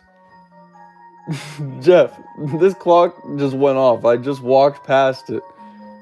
And it just started playing. It's not the top of the hour. I didn't press the button. That's the second time it's done that. And there's other clocks in here that have done that whenever I walk past. Just saying, rhythm clocks. Don't know. They're mad that I have Seiko clocks now. That's all right. It's okay. I mean, when you choose to leave the industry, I love the slow swinging pendulum. Yes, those ones are cool. They're not naturally, they wouldn't naturally swing that slow. This is what the speed they would normally swing. Yeah. That's what gravity does, is they allow things to swing at that speed. Mhm. They're this short of a pendulum. But when you got those extra weights on them, Yeah, those ones are cool. counterbalance it and make it a really slow swinger. It's really kind of neat. Ain't that right, Mr. Hoot Owl? Ooh. These are nice. Don't you have one of these? I do not. Actual it plays all the different melodies and stuff, but it looks like an office clock. I mean, you want a nice lawyer's clock, something to go into your lawyer's office to sit out there. Put something like that out there, and then the music plays, puts everybody in a good mood. It's even got Christmas music. Mm-hmm. That's right. Yeah, those ones are nice though. Yeah, this is one of the little jugs. This is a Ches type art. That was at Mom's house. It sat on the fireplace. Okay. And that jug was over here somewhere. Somebody stole it. I don't think I moved one of the plants over here, but I don't think I moved the jug. It's not underneath there. It's brown. Mm-hmm. But not like the little brown jug brown. It's sort of a effervescent brown. What's this little thing here? That's not it. Oh, yeah. That's a type of flask. That was my mom's little hamper thing when she was little. When she's born 44. Okay. It looks rough, but it's been around. Mm-hmm. What the heck? The Galileo thermometer. Anybody ever seen a Galileo thermometer? They were really popular a few years ago. I have. Initially introduced by the Germans and overpopulated by the Chinese. But it brought them from $100 down to $20, you know? There you go. Yeah, that's just why we want something cheap. Cheap. Throw it away when you're done with it. Jeez. Well, what the heck? I kind of wanted to find the pot. To kiss the baby. Yes, I agree. Yeah. Well, for everybody who's watched that or will watch this, we want to thank you for joining Chevy of Timeless Moments and the old Jeff from Champ's Clock Shop. Mm-hmm. Thanks for coming and enjoying the clocks, and we hope you learned some stuff. You got some real points been given to you here, some real history about the clock industry that a lot of people don't know. And that's a cool thing. When you pop in on Rolf Hermle over there at the Hermle factory in Germany, when you didn't think you would get the visit, so you didn't tell them you were coming, and you go knock on the door and they say, hey, some Bavarian guy is looking for a job out there. And when they open the door, I say, is Rolf in? Is that Jeff? You hear him pop out down there. And then we sit down and we talk about all the love and the history of the clock industry. And he told me, and of course he and I both know, there aren't many people except the Hawkins and people like us that have been so immersed into the clock industry that you've experienced all these stories as they disappeared. You know, we saw Yelp Clock Company become mostly Kenninger, and then go away, and Ergos collapse, and then Hermley picked up the movement making, and now we saw Colonial fail, you know, or well, Colonial workers did it to themselves. They said if you vote to go a union operated company, we'll close the doors. So they all got together and they decided that the Colonial Clock Company was going to become a union company, and they voted for it. The announcement came out the next week. Colonial was closing forever. Told you what would happen, now it's happening. And it did. It ended one of the finest clock industries that there ever was. And it wasn't like they wasn't getting treated good. I mean, you know, I mean they had a job up there, and that was a hard thing to get during that time, especially with those skill levels. Imagine trying to get a job in that industry today. You got to go to China to go to work every day. You need to bring that back. Start buying stuff made here, and then you wouldn't be in the pickle that Howard Miller's in. They're so deep in the bed with Chinese products that they can't bring it in. And they can't just, it's like during the pandemic, they couldn't get it here without spending $26,000 for a container.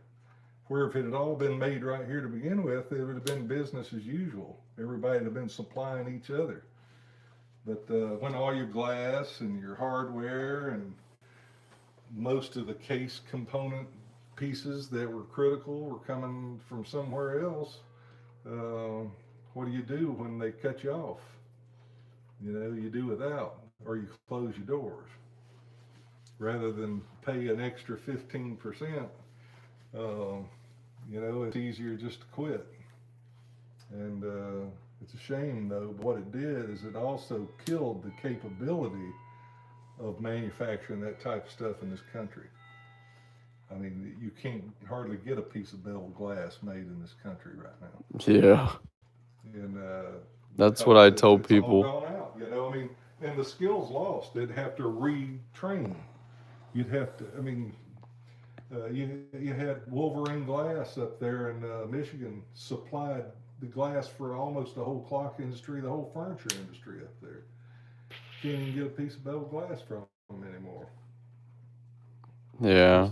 They're still in business and they still do some great stuff, but just don't ask for a piece of beveled glass unless you want 1,000 pieces of it, and then they probably order it out of China. Yeah. Well, holy crap. What how many hours is 195 minutes? 3 Whew. 6 is 18. Yeah. 18, so 3 hours and some change. Yeah.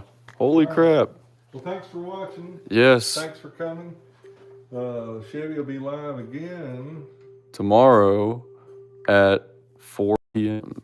4 p.m. 4 TikTok p.m. or YouTube? YouTube. I'm done with TikTok. Yeah, TikTok has become too TikToky. Yeah.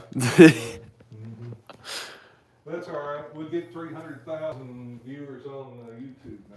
We're gonna hope. But anyways, thank you all for coming in. Thank you, Jeff, for coming in, making an appearance. And it was a lot of fun. First big YouTube stream is a wrap. But yeah, I think that's gonna do it. So thank you guys for watching. Take them out and show them the clock dial in the front. Oh yeah, all true. lit up. That's actually a good way to end it. Yeah, I'll turn the lights on. Yes. Oh, thank you, Rye, for the GLHF. I don't even know what that means, but thank you.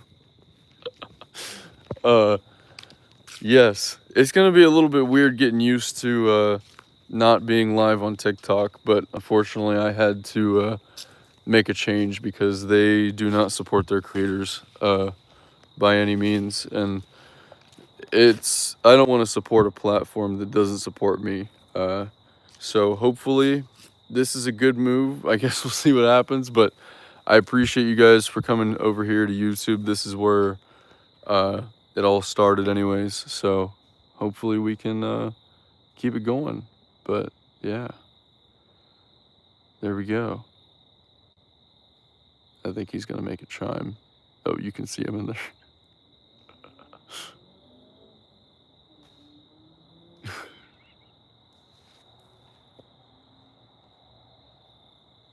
Where'd he go? I thought I saw him at least. Maybe I'm crazy.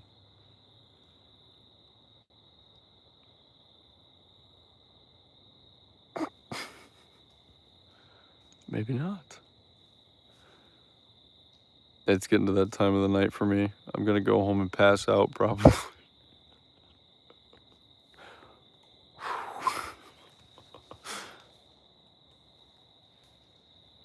don't know what that noise is. Do you guys hear that?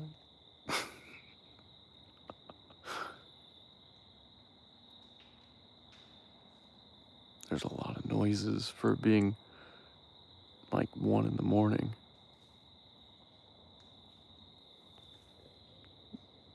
It's scary. Jeff, he left me out here all alone.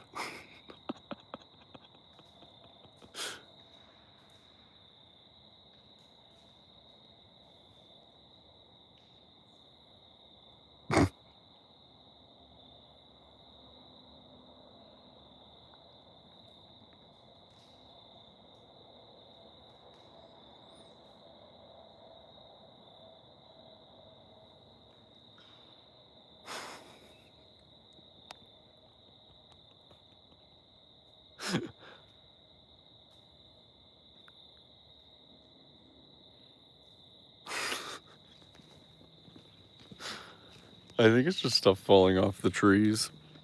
That's what we're gonna say it is. What are you waiting up on, Jeff? What are you doing?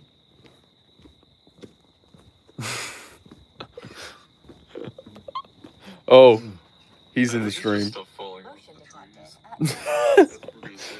All right. Good night, everyone. Thank you for watching. And have an awesome rest of your morning or night, depending on what time zone you're in. Yeah, if you're in LA, you still got ain't even Thursday yet in Los Angeles. I know, that was so weird whenever I was out till like 3 in the morning whenever I went to LA and people here were waking up.